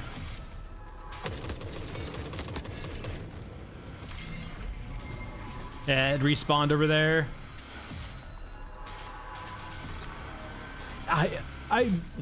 Why was it not in the patch notes? I'm not sure if, like, Do people enjoy the concept of like random crits from NPCs? Hopefully it forgets us. And we can escape.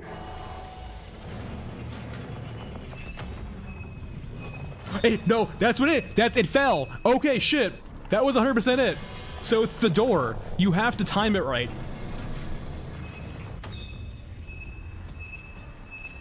I don't see the crate though. I don't think it spawned the crate at all. But it was the dog jumping off this ledge here, falling, and that knocked it out. It was 100% the door being closed in its face. It got really upset from that. But it didn't spawn the container, I don't think.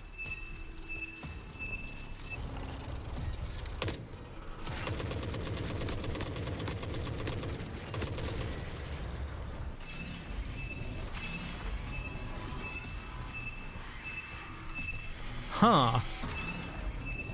Weird. All signs point to death here.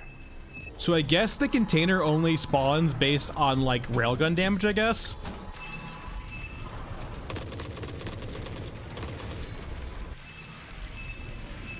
I don't see the crate spawned anywhere.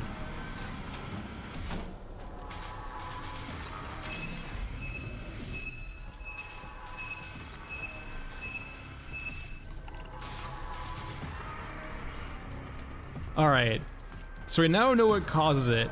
It's not abusable because it doesn't actually spawn the container, but it does knock out the dog for you. Does shooting it reset it though? Okay, yeah, staggering it does reset it.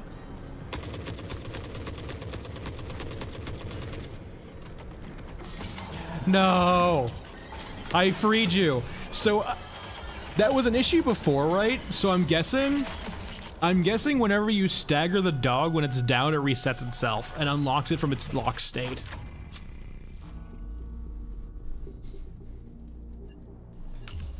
Curious.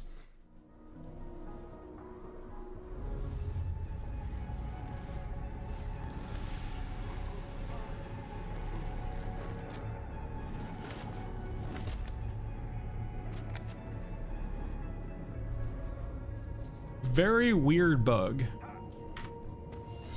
Doesn't really do anything for you, but it's very interesting and weird.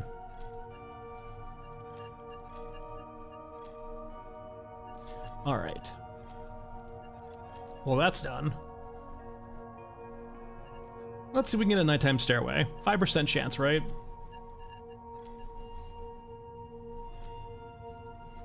It's glorious.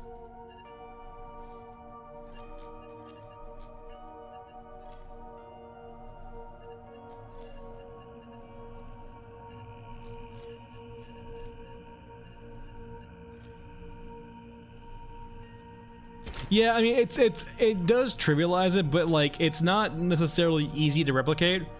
First off, that door has to be open and like closable, or close, like, that door has to be interactable first, right? Which is not always the case. That door can break. And other than that, let's do over at 8K. Other than that though, like, you have to time it exactly right. Like, you need to aggro the dog, but also be closing the door in its face. It's weird, but it does trivialize. I would even say that, like, once you know the pathing of the dog too, it does kind of trivialize it anyway. Like, I wouldn't consider Cemetery a very hard map once you know what's going on. All right.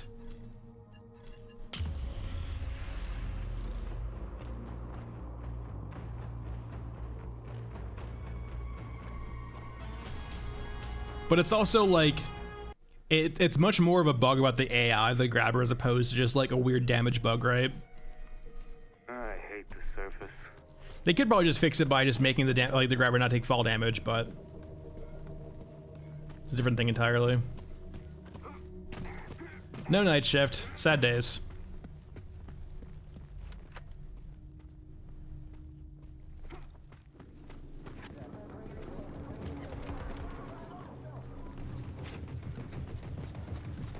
All I want is a bit of rain.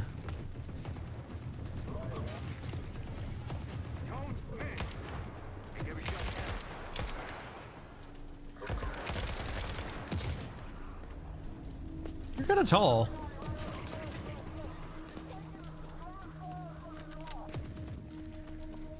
I mean, if they know about it, right? Like, we're just finding that now. It's not necessarily, it's not a bug that you would just naturally stumble upon, really.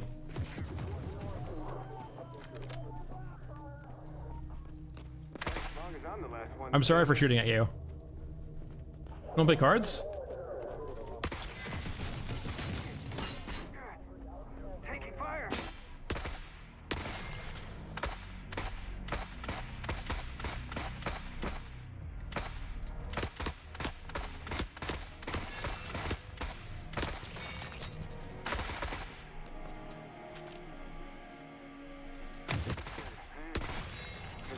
Very good.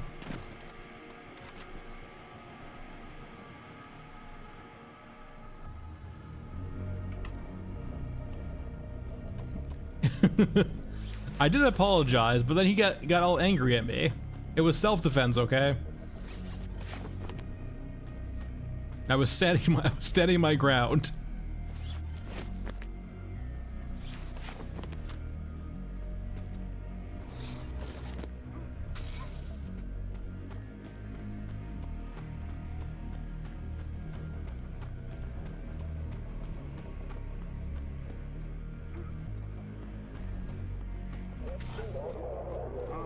I think they spotted us.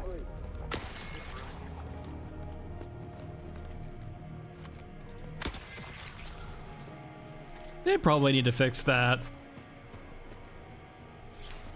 I don't know. I'm curious if they ever will, though, in regards to like taking out individual squad mates in front of the others. I feel like if they're not in combat, I should probably notify them, right? Or at least give them like the question mark as opposed to like full aggro. Yeah, it must have been the wind.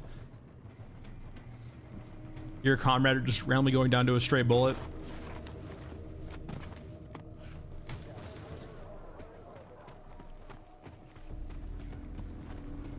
It's so red though, Captain.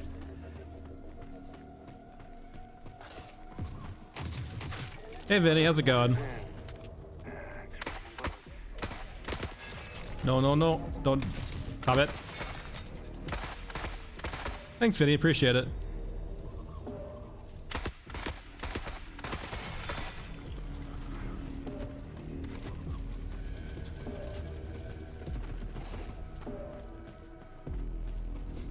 Well, Captain, thanks. How about you? If you just joined, by the way, Captain, we discovered how you can down the grabber without a railgun. Granted, it's buggy and doesn't actually drop a crate, but you can disable it. Don't miss. Think every shot counts.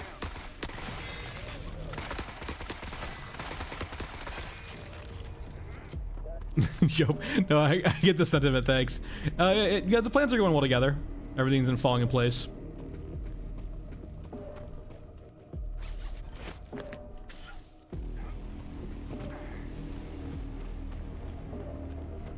It makes me sad too. They keep adding all of these guns to all of the maps. None of them shoot or do anything. Granted, I mean, they're all archaic now. They probably all are like falling apart / don't work, but still, none of the guns on any of the maps actually do anything.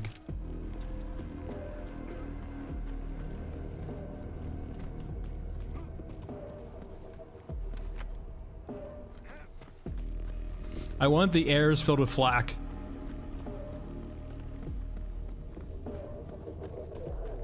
Oh, for sure. I can understand why they're decrepit, right? But none of the guns in any maps like that shoot, like even on the crawlers and stuff. The Titans.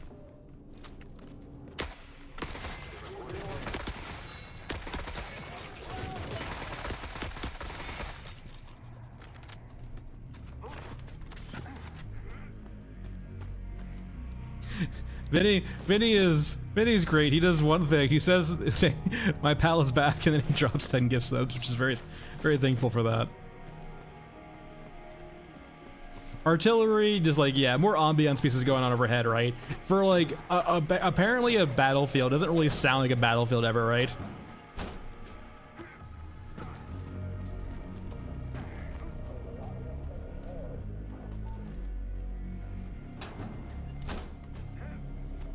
Also, why are we... Hold on.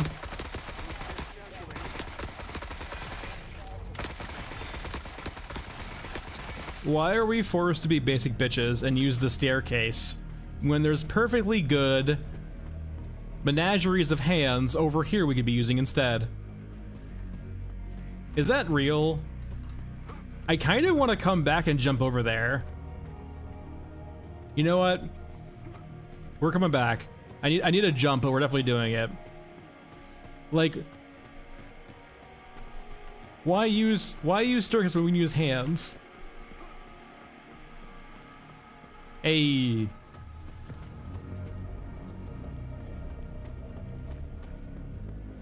Yeah, imagine like taking like parts of the staircase were bodies or like destroy buildings or bombers and stuff like that. Like, it doesn't need to be a literal only a staircase, right?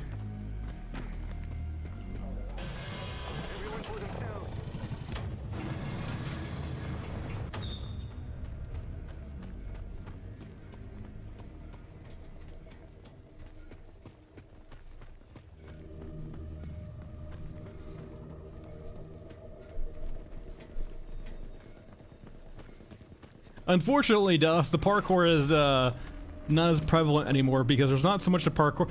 So much of the maps are Unreal.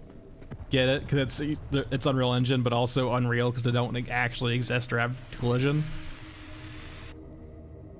You see what I did there?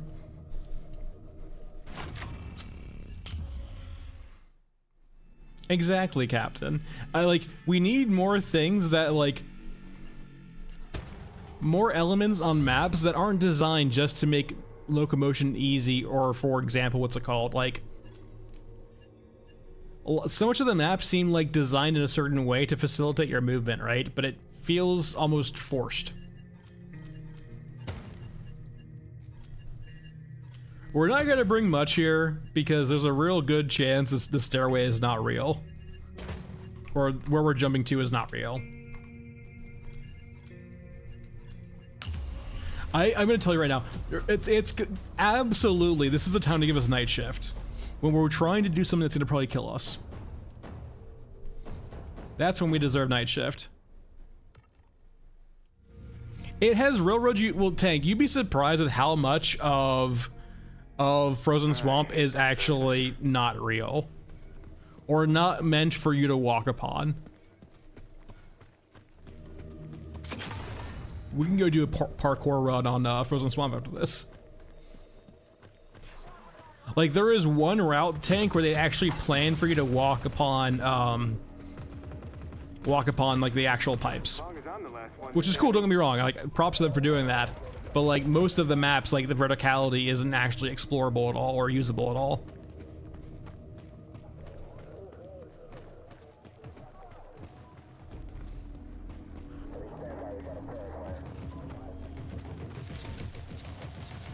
Oh yeah, back in the day we did, for sure, Duffs. There was that one period.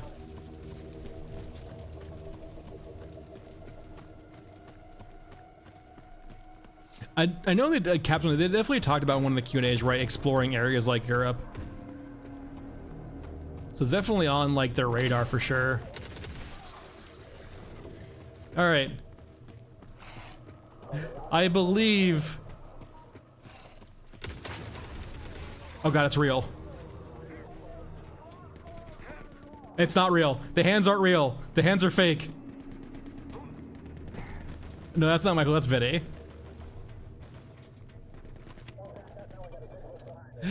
The hands aren't real. They're just in your imagination. How far do you go? I think you end like right here. This is why we can't have nice things.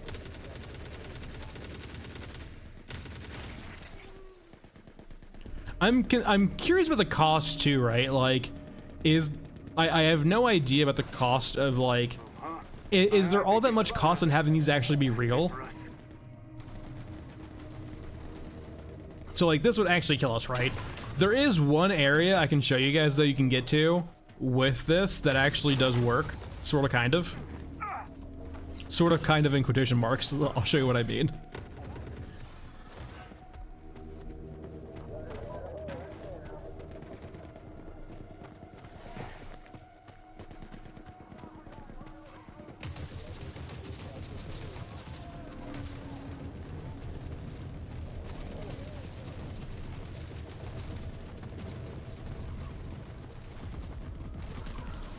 Eyes on us. Spread out.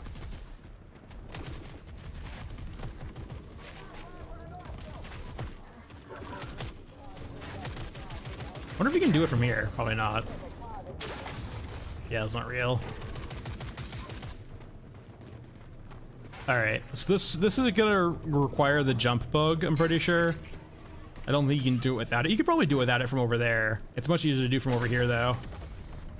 But you do have to do the crouch bug. So for the crouch bug is this, right? The crouch bug is when you jump, you hit C midair, you will get extra height. And it's just enough to get you into some areas. So you can come up here. Naturally, you're not supposed to be up here. Because, you know, clipping. But a few of the areas up here, you can, like, if you really want to, like, go sniping, you can. It's relatively safe. It's not, like, it's not fantastical by any means, but, like, it's a nice spot for sniping. You can go to the other side, too. I've tried getting up here. You might be able to find a way. I wasn't. The terrain kind of wants to force you off. Little hidey hole. For sniping.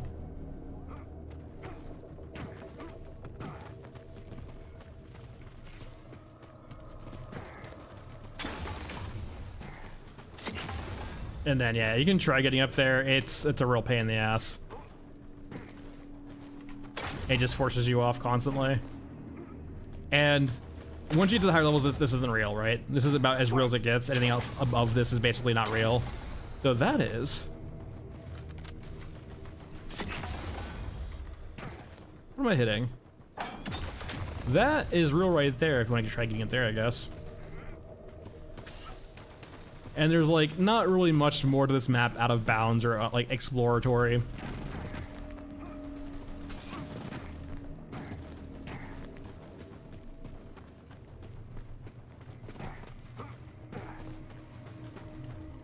But no, areas like this kind of make you feel, I feel like, more like a rat, right? Like you're trying to, like, sneak around, ow, as opposed to, like, take fights constantly. I feel like the 20mm autocannon or auto turret captain is definitely just like something you haven't touched yet or haven't reworked yet. Cause it's never had a patch yet where it actually has had accurate gunfire. It's a fucking meme. It is so wildly inaccurate. It's not even that, the bullets are droopy.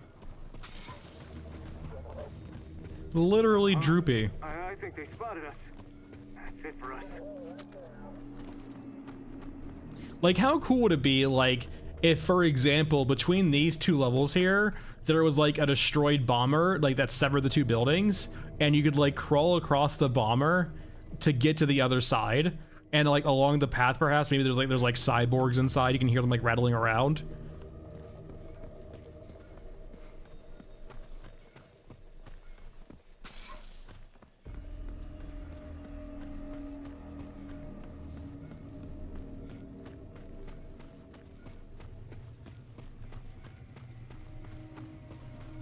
Yeah, there's nothing over there, really. Now, I think they fixed this. I'm not entirely sure. It doesn't really do a whole lot.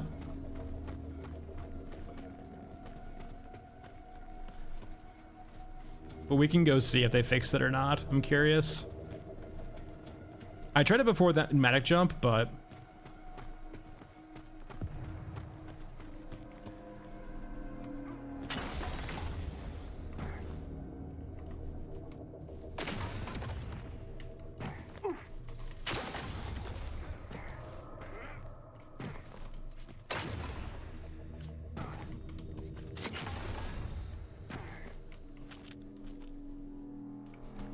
Really?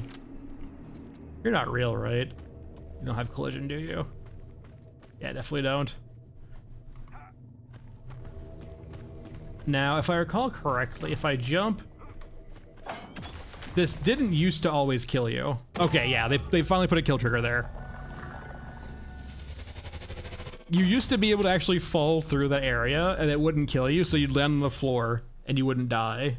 You could explore the floor. But no, they finally added a kill trigger there.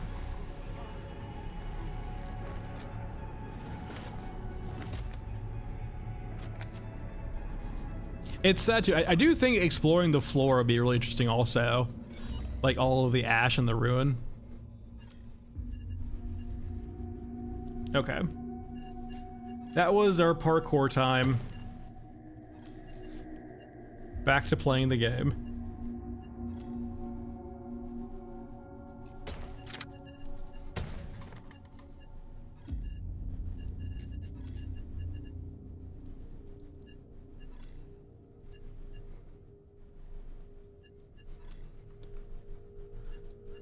Yeah, I'm not sure if we have direct links to maps yet, in regards to like things that would make sense, right? I do think, Captain, there probably would need to be some intermediaries. Some like maps in between almost, like not filler maps, but like kind of like filler maps actually.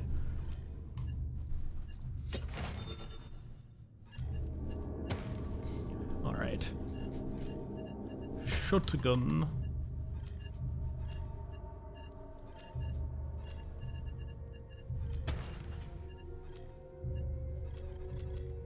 Any frozen swamp? I really don't want to do clear skies.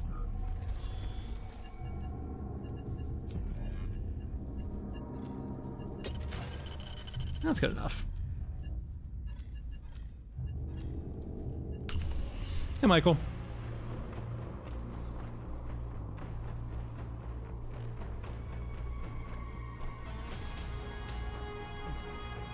What am I saying? How could you, Michael?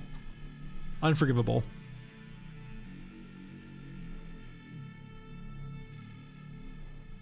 I hate the surface.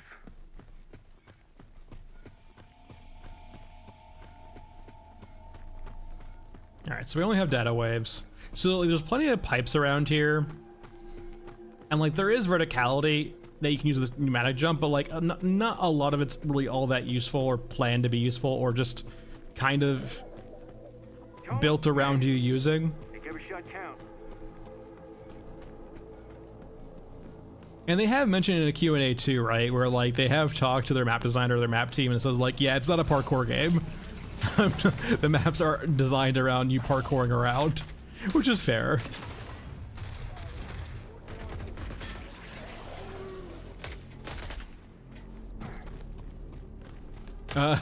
Zero.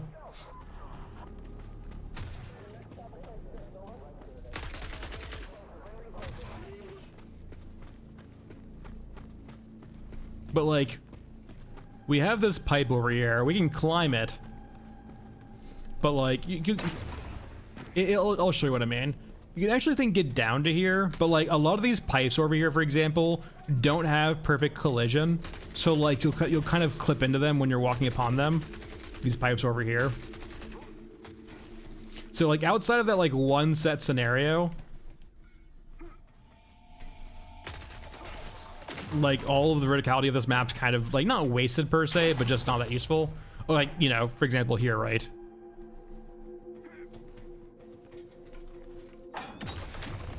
I'm unfamiliar with like map design in UE5, so I'm really curious what's the cost of an item with collision and without collision, right? Like, is it really that much more performant to have some of these objects not have collision? Or is it mainly because you just don't want people exploring that area?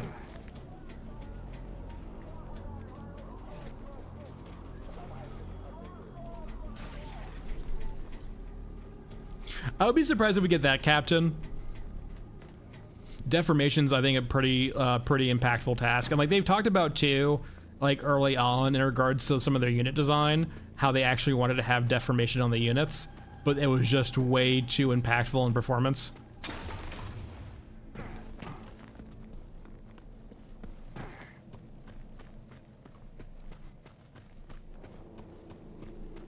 As long as I'm the last one standing. All right, data waves. I definitely think it's something like, for example, like I would expect maybe out of a sequel, for example. I definitely think this is like a get your footing type of game, right? Did you just teleport? What the hell?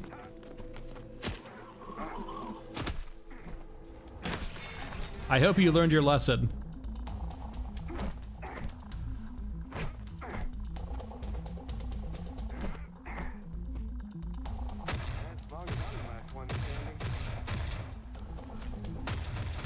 All right, well, that's something. I've seen cyborgs do this, but not actual Eruskins.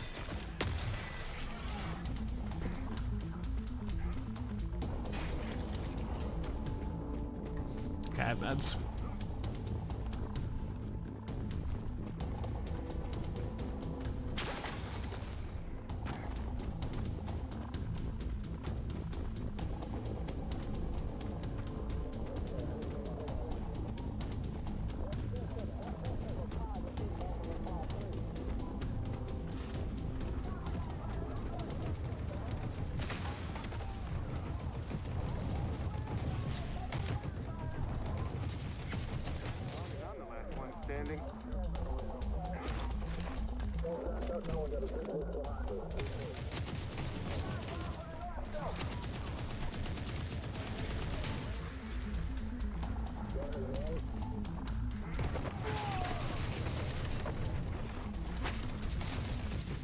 Safety. Good thing I brought my bullet-resistant coat.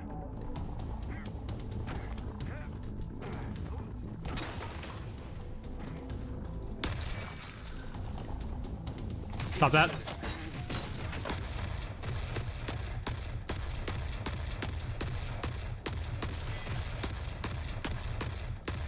Perfect.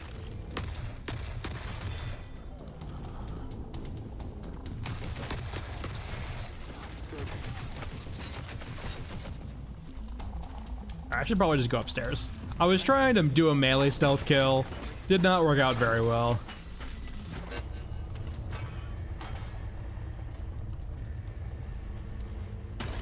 I feel like most of their models, Michael, would already have meshes on them, right?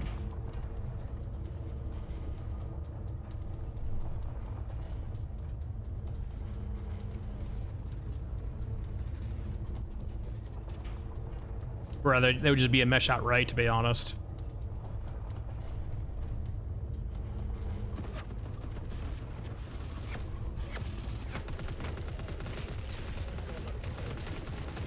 I mean, we get a night shift cemetery. I almost feel like that doesn't count though.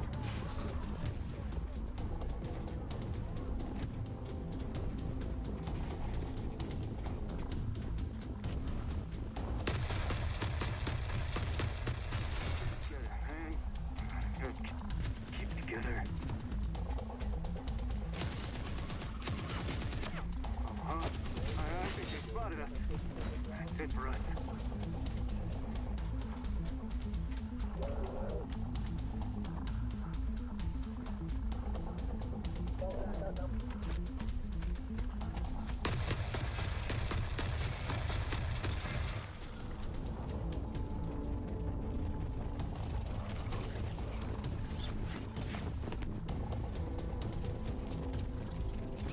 Well, like, my thought is, Michael, in the sense of a lot of the props that we see here in the that aren't, you know, interactable or have like actual physics attached to them already feel like they're being reused elsewhere with physics, right?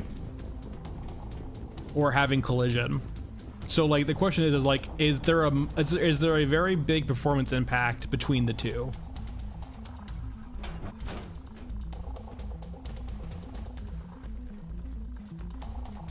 All right, data waves. And that's a question I don't know the answer to, right? I'm unfamiliar with that side of UE5. I don't know if that's the case. It's more of a curiosity than anything else. Because like, in my mind, it doesn't feel like there would be some performance loss, but not all that much. Yeah, like that's what I feel like there's not really much difference between having the two, right?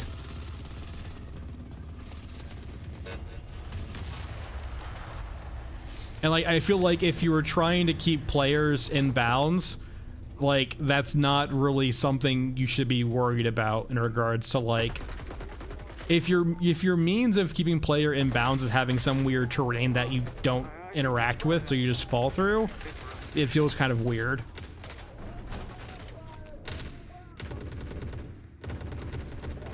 All right, stealth kill time.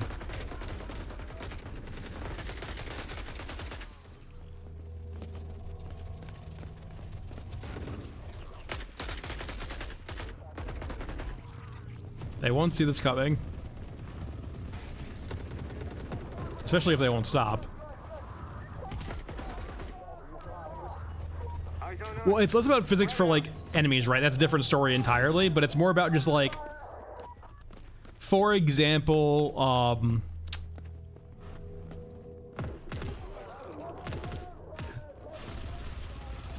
on. This is actually a pretty good example of this. Let me go do this, actually.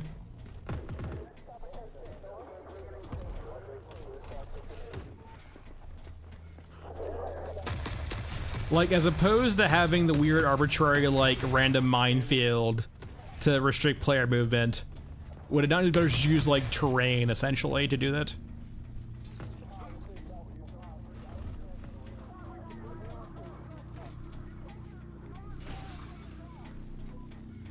Hold on, I have meds right. I don't know how low I am, actually. This might kill me.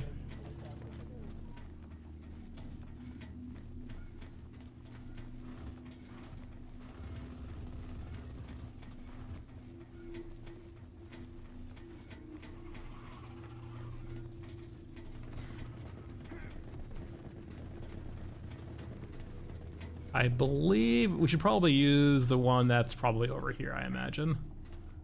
Least likely to kill me.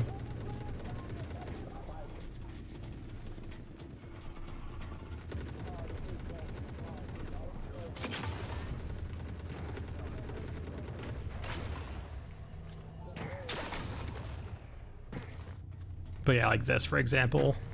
Like, clearly we're not supposed to be here, almost, right? I had one with pipe. No, natural boundaries are hard, right? But you can definitely find ways to ground them.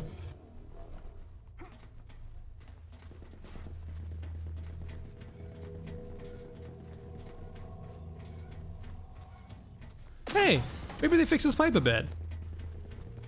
I think this pipe actually used to be worse than this. Or maybe it was this pipe over here that was worse. One of these pipes is pretty egregious. Maybe they fixed this pipe, though.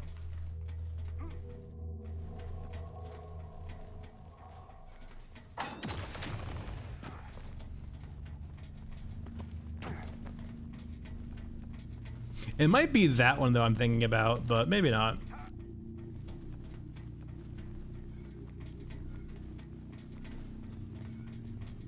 I am finding a new way out. There certainly can't be a minefield here.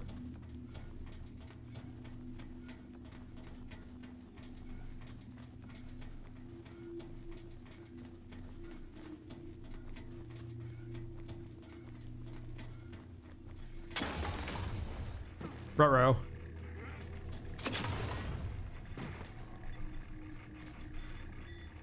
Oops.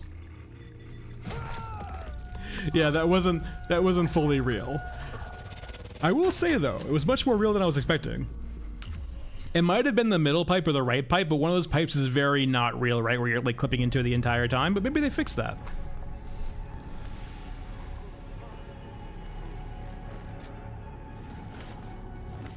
Scav, poor Massman's died so many times a day to experiments.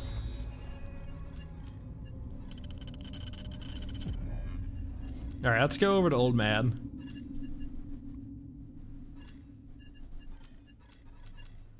Actually, let's go. We didn't get our mech hunt done earlier because of they didn't spawn. So let's go do a mech hunt real quick.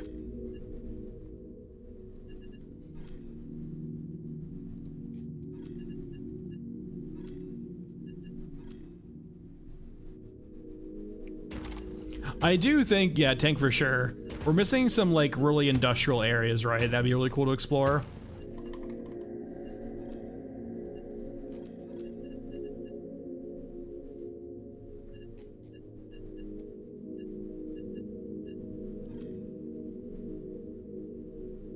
We should probably have a silenced main gun.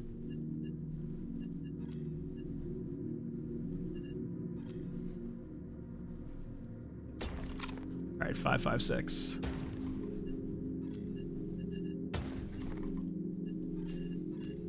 How many meds do I have? Not a whole lot. Heisenberg? That'll work. Alright, there's that. There's that. Got that. We're all good across the board. Tac cam, and then a few drills for the containers, hopefully. Alright, back hunting.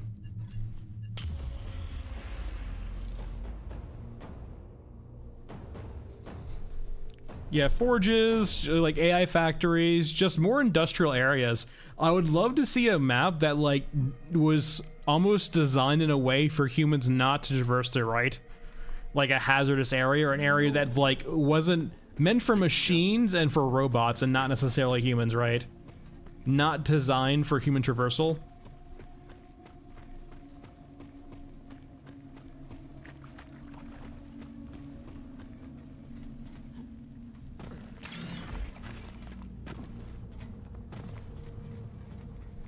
Alright, we're looking for medium mechs today. Or at least this run. So let's go up here and mess with some medium mechs.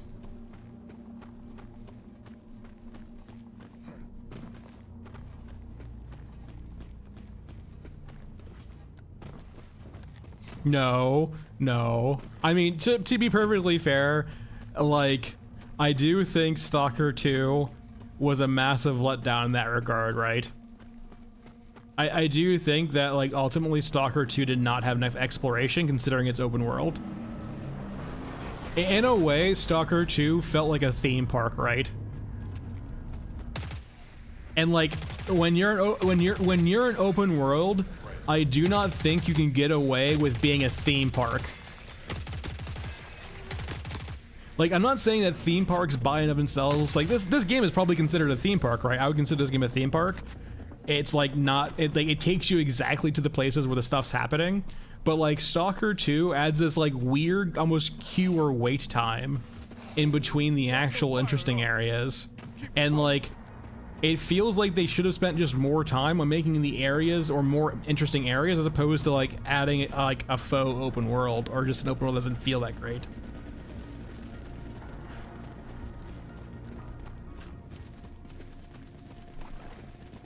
I don't think, I mean, I have auto mod on, but that shouldn't ban you. Like, if you're posting a URL, I'll probably delete your message.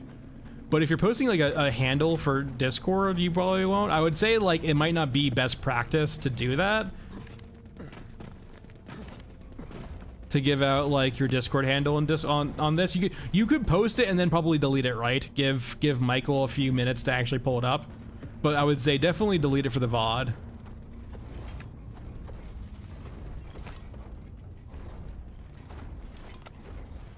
Is there a better? Let me go over here actually. Though I mean, Blood Panda, probably the better thing though too is just to go on the actual Fun Dog Discord for the game and just like talk to Michael there. Just say, hey, this is Blood Panda. It's probably much safer to do it that way.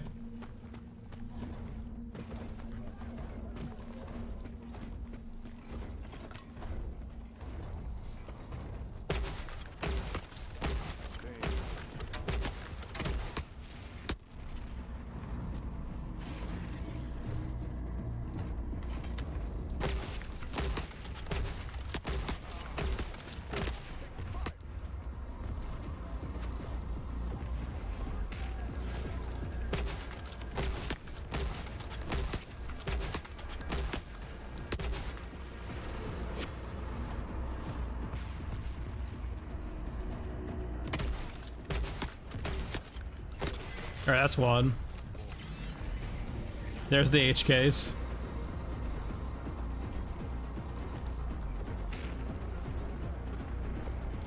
I mean, like, Little Poppy, yes, but I also think, like, the focus on it, right? Like, too much time was spent on trying to make this, like, immersive open world that ultimately just fell flat. And naturally, like, hindsight's 2020, right? But it definitely felt like a much better use of their time would have been just developing more like interesting areas or making them more thorough, right? Or making like a very limited open, like Stalker 1, right? Its limited open world was done great.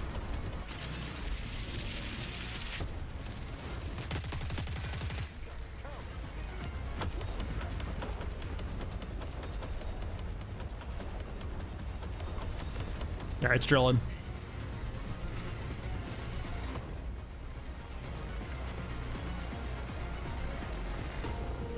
You see nothing.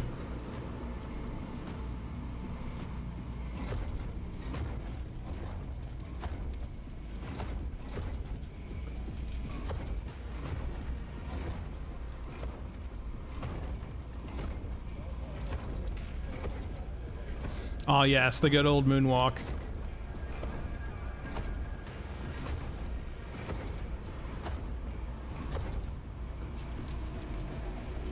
Alright, there's the HK over there. Around the clock, people. Kill 'em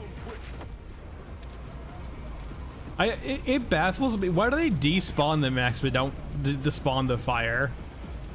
It feels like it almost should be the opposite, right? Despawn the fire but keep the mech wreckage.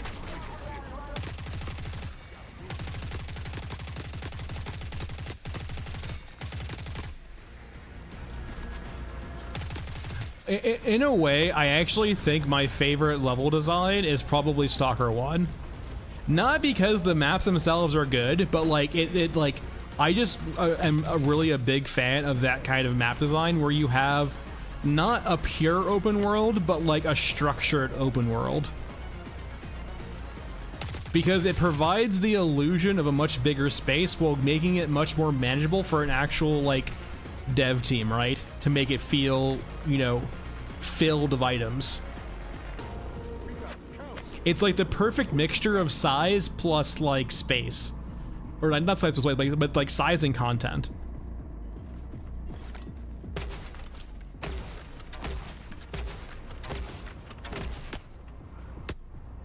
Missed like 4 out of 6 shots. Alright, there's the gun.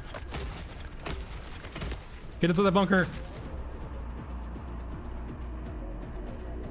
Wait, what? Is that? Drop these guys. Then let's rock. Man, these bunkers are very poorly built.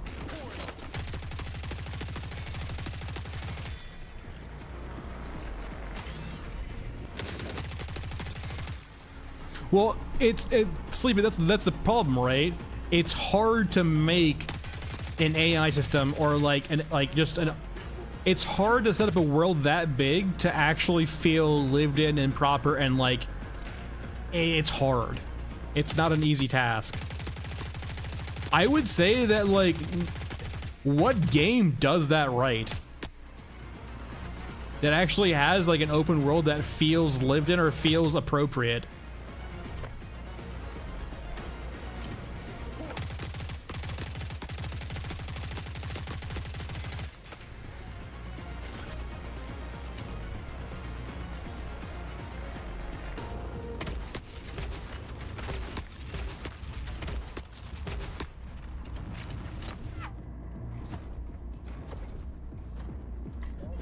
Yeah, it's not gun mats were good.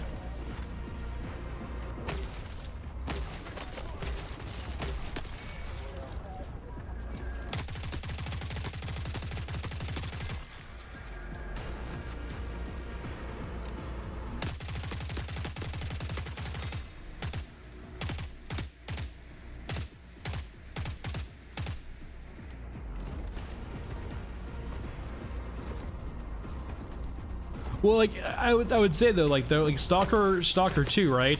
It doesn't do either very well, right? And I wouldn't just blame A-Life, I would blame like the world being too big and too just like empty of like locations too, right? And like there's so much dead space in Stalker 2.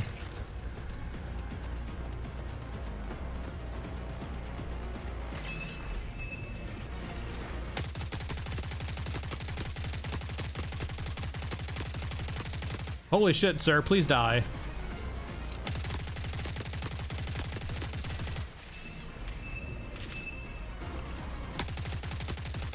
Okay, we're good.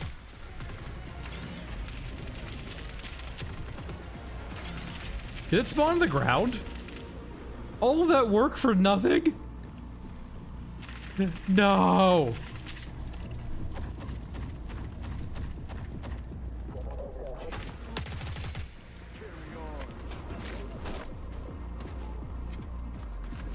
I would say it does the exact opposite. I think the pacing of Stalker 2 is horrible. It's fine until like the first major milestone in the story, and then it just does this constant like quest where you run across the map 500 times. It is so tedious and boring. Like, sorry, outside of like the 50th like scripted bloodsucker encounter, I'm done. Like, I played it through once, don't get me wrong, but like, I don't think I would ever play it again without like some decent modding. Which I'm sure there'll be, right? But like, I could go play Stalker 1 again and have no qualms with the story and how it's paced. Stalker 2 is very poorly paced. It literally is a fetch simulator, right? Like after the first milestone in the story, it is just constantly running around the map. And like, the illusion is broken so quickly after like the 50th scripted encounter. Not even like the 50th is hyperbole. It's like the third or fourth, right? I saw like the same bloodsucker encounter like 3 times in a row. I'm like, really, what the fuck?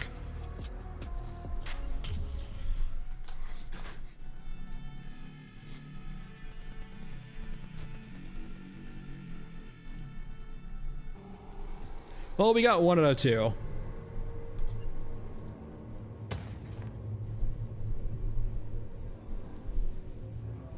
And like, a lot of it was just like almost a nostalgia trip, right?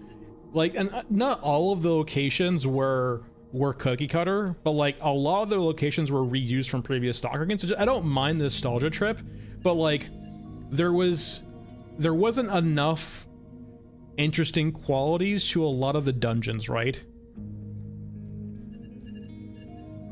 A lot of the dungeons felt much more like Elden Ring dungeons as opposed to like Stalker 1 dungeons, right?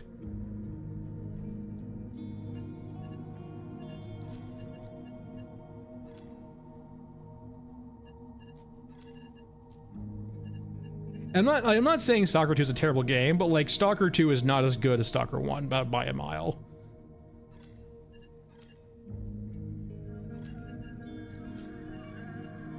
It had all of the janky gameplay, but none of the charm as Stalker 1 did.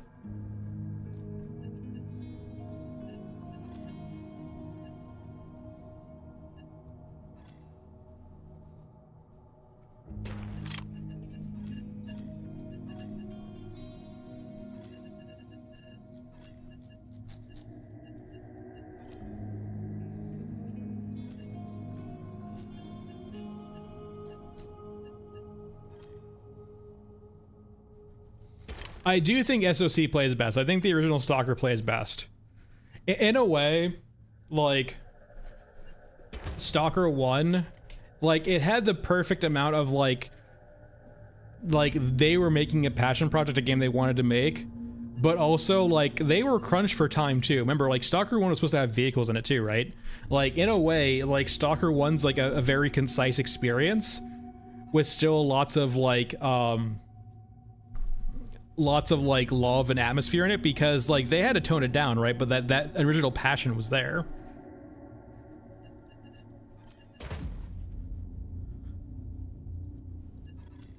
Honestly, I would say it's whelming, but like once you get to the end game, Pripyat was a massive letdown.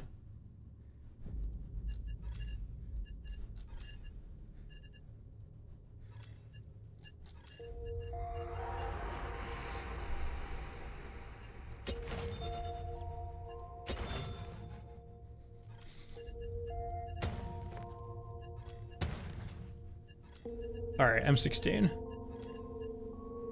What map we doing? Trenchy? Let's do a scrapyard.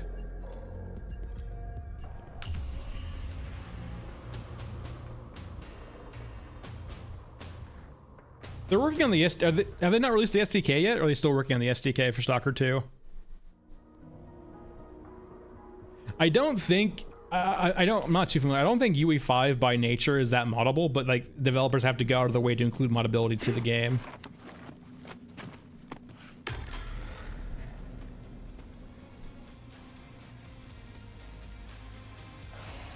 Really? Okay.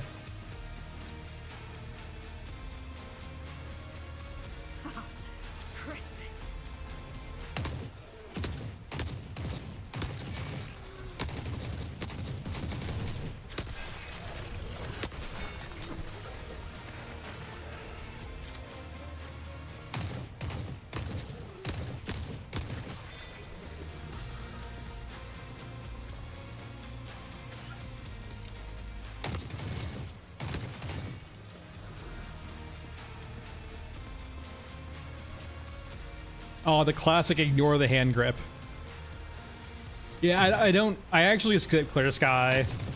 I just go straight from like, if I play the original trilogy, I just actually skip Clear Sky and just play SOC plus COP. I don't bother with Clear Sky. Bad luck today.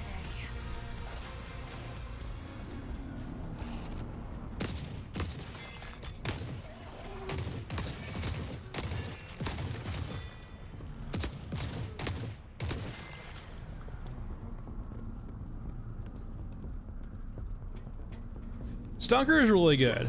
The less you know about the actual story, the better. I do say too, I am actually not the biggest fan of the ending of Stalker 2. Also, I won't give spoilers out, but like, once again, it was like an ending where I was like, this is kind of whelming, right? It had none of the, like, sure, you can say Stalker 1 kind of had a gimmick in regards to its endings, but like, it was way, Stalker, Shadow of Chernobyl's endings were a lot more interesting than Stalker 2's endings.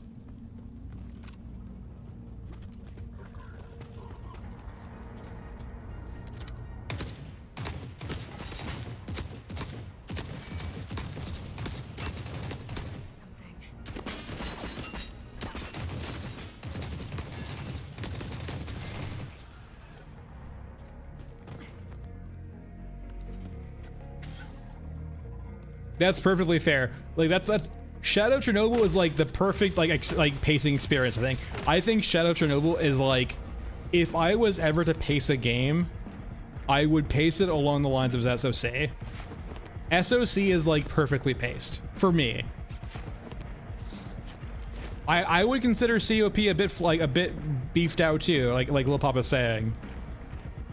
All right, civilians, I have great news. You're being rescued. The exit is to the right.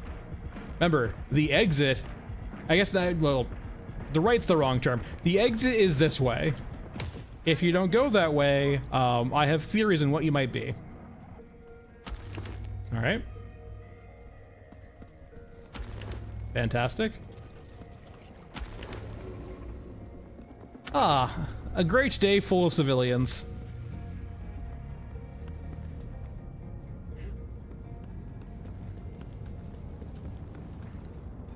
I mean, Strider was interesting for Stalker 2 for a bit, and I don't want to get to spoilers too much.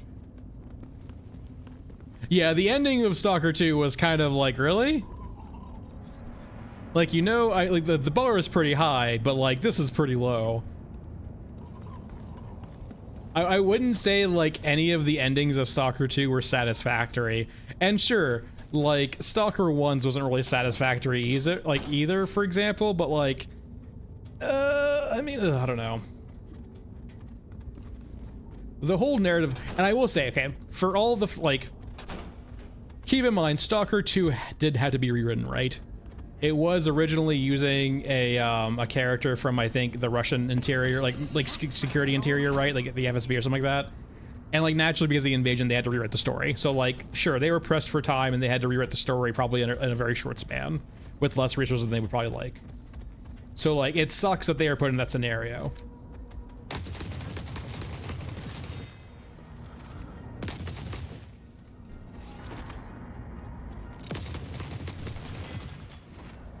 Are you mailing the air?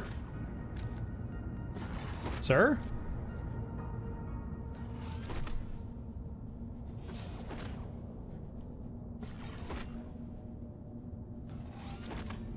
I mean, assuming the canonical ending in SOC, well, actually, you would consider COP too, right? COP actually is a epilogue or not epilogue. It's a what's what I'm looking for here? The COP is after SOC.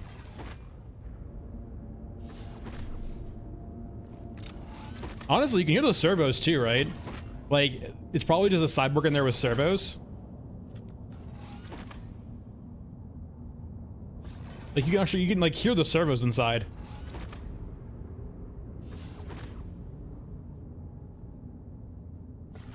So it's probably just like a regular cyborg, but just like with the suit. The suit's probably giving them all their power.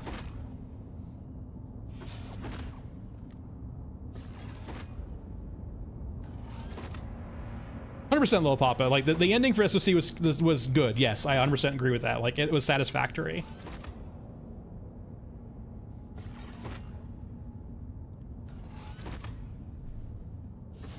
So the tank, the war forced a rewrite on Stalker because a lot of the original Stalker wasn't really it wasn't really focused on Ukraine or Russia, but like apparently the story in Stalker 2 was much more focused on like Russian characters or the FSB or Russian security forces and so on and so forth.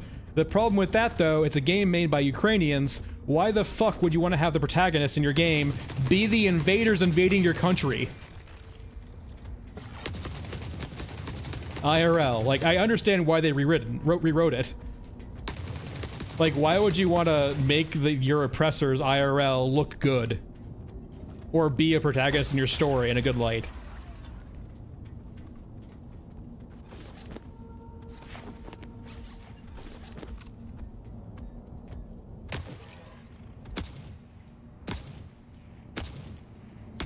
Good old Stagger. They need to do something with Stagger in this game. It's so powerful. No, you're good, the tank. But like, it truly does fucking suck. But like, it had to happen, right?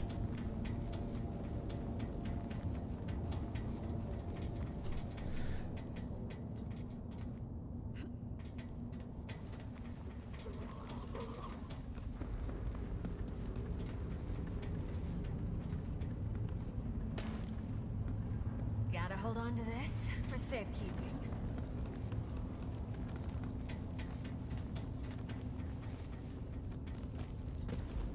But if I recall the correct story right, the original script for Stalker 2 was basically focused on like the main protagonist being a member of the FSB, if I recall correctly. You can Google it too. Like you'll find other links about this too. Just like, Google Stalker 2's original story or like FSB along with side of that. You'll find it. I think it's not common knowledge, but I think it is around the internet where you can find that like, yeah, Stalker 2 was rewritten because of the war in Ukraine.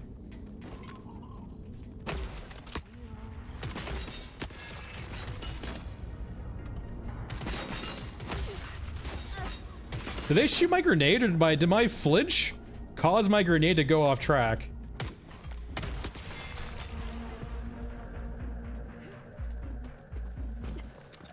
Oh yeah, yeah.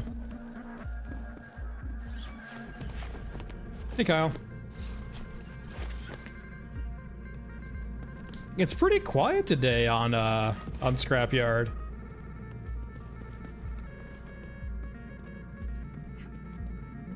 See you, Kyle. Thanks for stopping by.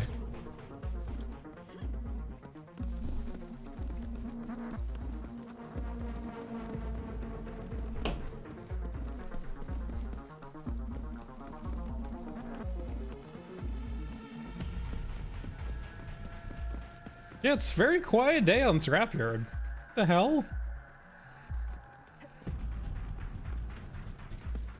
Where's everyone? Hello? I can see the end. I can see outside the world.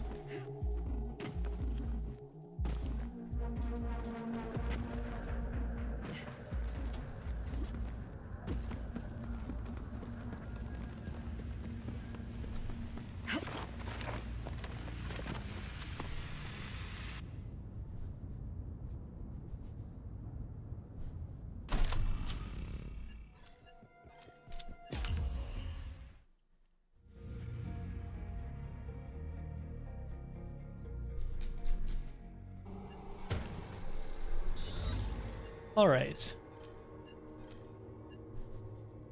You know what? Nighttime stairway.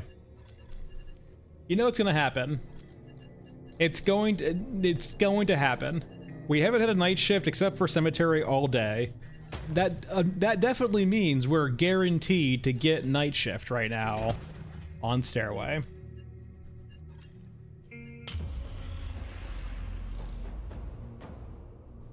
There is no way we do not get night shift.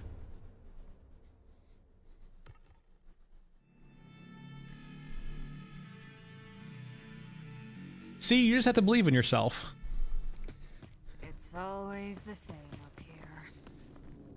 If you're seeing the day shift right now, it's because my computer got hacked and you're seeing the day shift. I'm actually playing night shift right now. I can see the rain, hear the rain. I can see moms all over the place doing whatever they do. Looks like we're old snake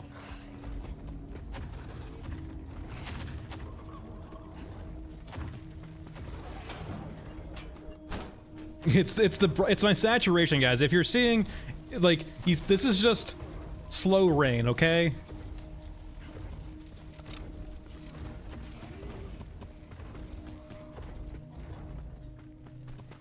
The probability magic, yeah.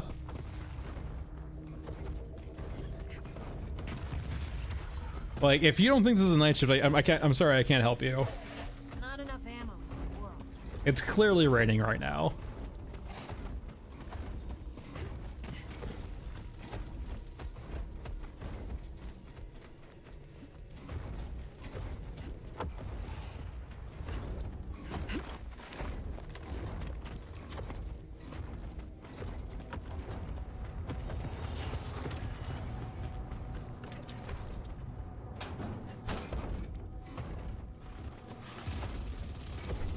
If someone made a mod to force night shift, oh man.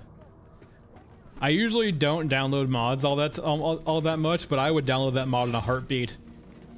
If it gave me a choice to actually like choose when I play night shifts. It'd be so nice.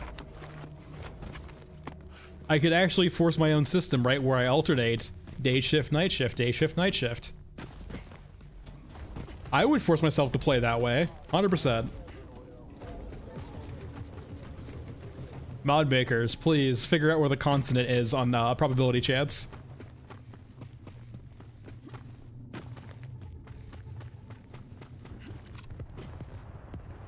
Wait.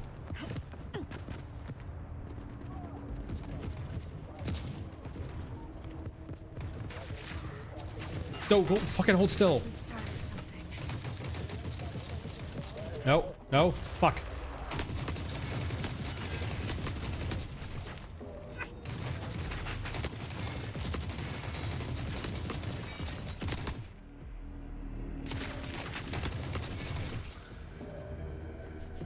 I imagine it'd be a switch, right? Though it probably couldn't. It'd probably be actually easier just to like have the night shift maps be their own maps in the selection page. That you would just like tab through.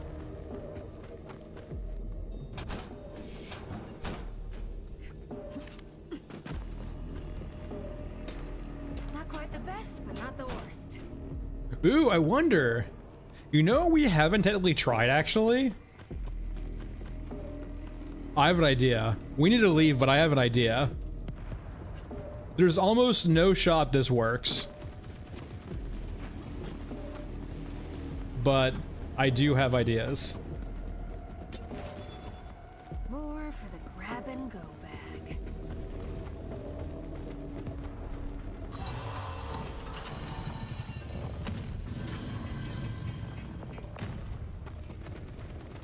I actually think, Sleepy, that night shifts are too easy, but you can't make them harder right now considering they're RNG.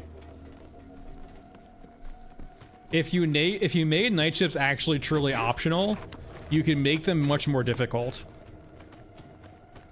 Because they're opt-in, not just random.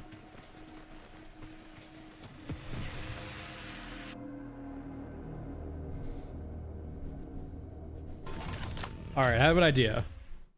It's probably not a very good idea, but I have an idea. So, character-wise, we got a masked man here.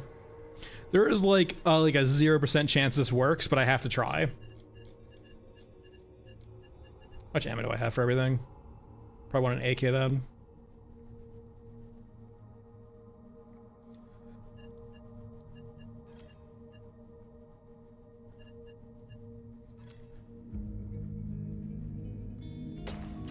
We're gonna want the rack. Probably a good the rack too. There we go.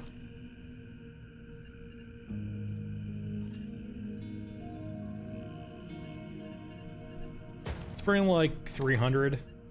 Need to bring some meds too.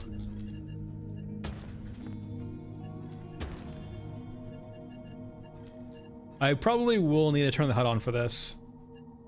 Let me bring a camera. Let me bring... Not IEDs. Maybe we can combine them, actually. Ooh. I don't hate that. The IED should trigger the explosives.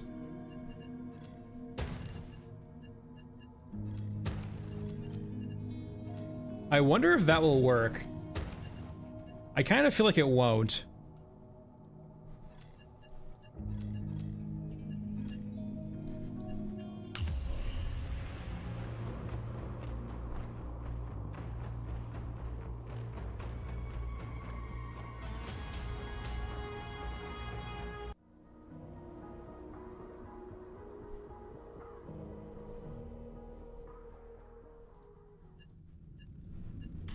All right.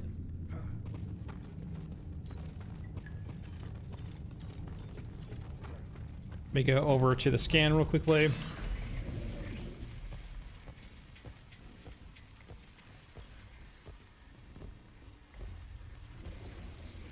So Mike, what did you try? I'm trying two things here. I'm trying IED with explosives, and I'm trying explosives alone.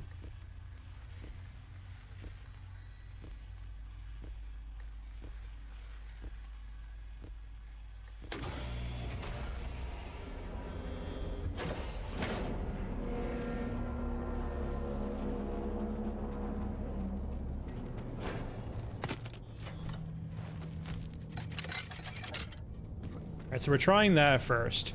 And if that doesn't work, we have a backup plan.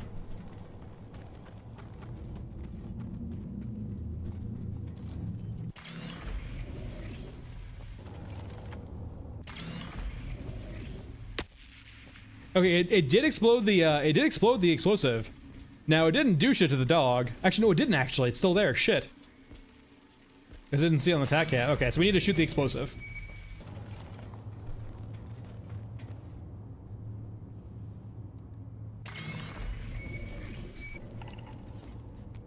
Probably better off to shoot this, to be honest. We're on the clock, people. Kill them quick.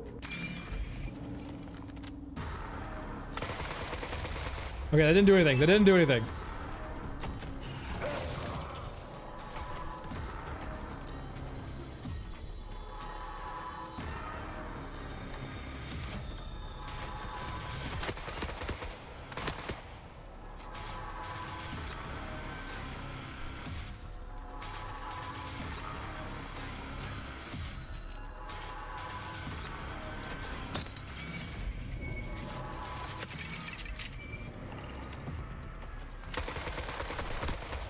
Yep, out.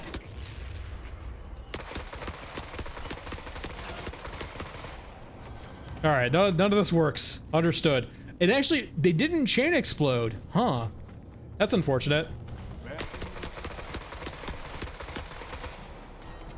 You would think the explosives would just chain explode next to each other. I guess not, though.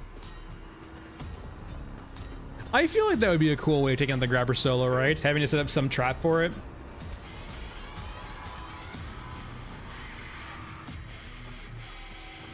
Just bring like 8 pounds of C4.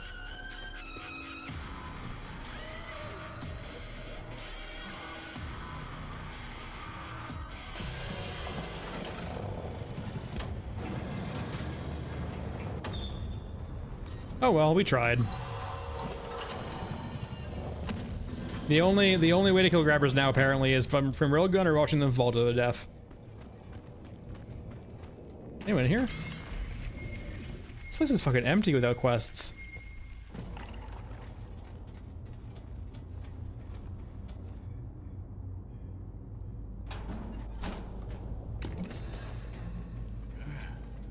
This should buy me some new upgrades. Yeah, there's stuff up there.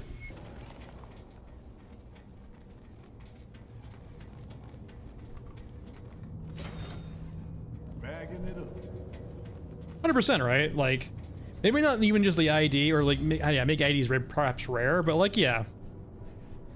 Setting up traps and seeing it work is cool, so like, definitely feel like it should be a thing for grabbers too, or just like special units in general.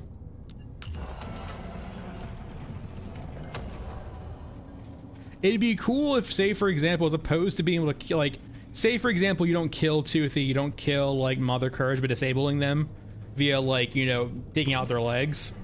It's never enough.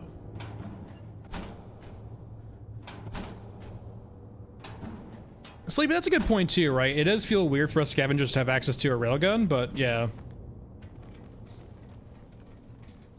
But if that's the route they're going, right?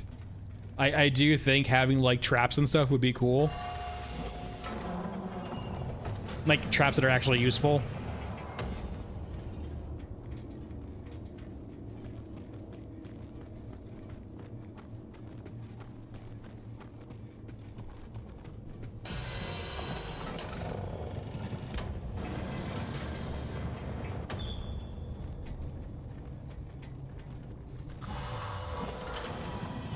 I mean, it's not really an anti-shooter right now, though.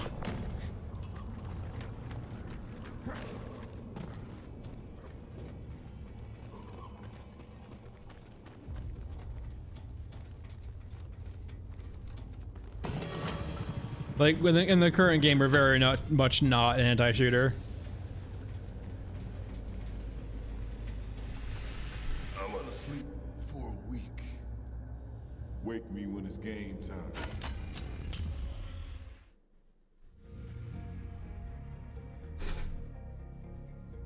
All right, that's it for everyone. Thanks for watching. I'll be back on Friday with a regular stream. Maybe patch this week. If so, if there's a theory floating around the Discord that there might be a patch this week, if that's the case, it will likely not be a video this week, but or a new deep dive, not this week but next week. But if there is no patch this week, deep dive tomorrow, probably later in the evening or afternoon, probably late for your European folk. But it will be out tomorrow. No matter what, it will be out tomorrow. I'm forcing myself on that date. But otherwise, I'll see you guys on Friday. Have a good day. Have a good rest of the week, and I will see you guys then. Bye, all.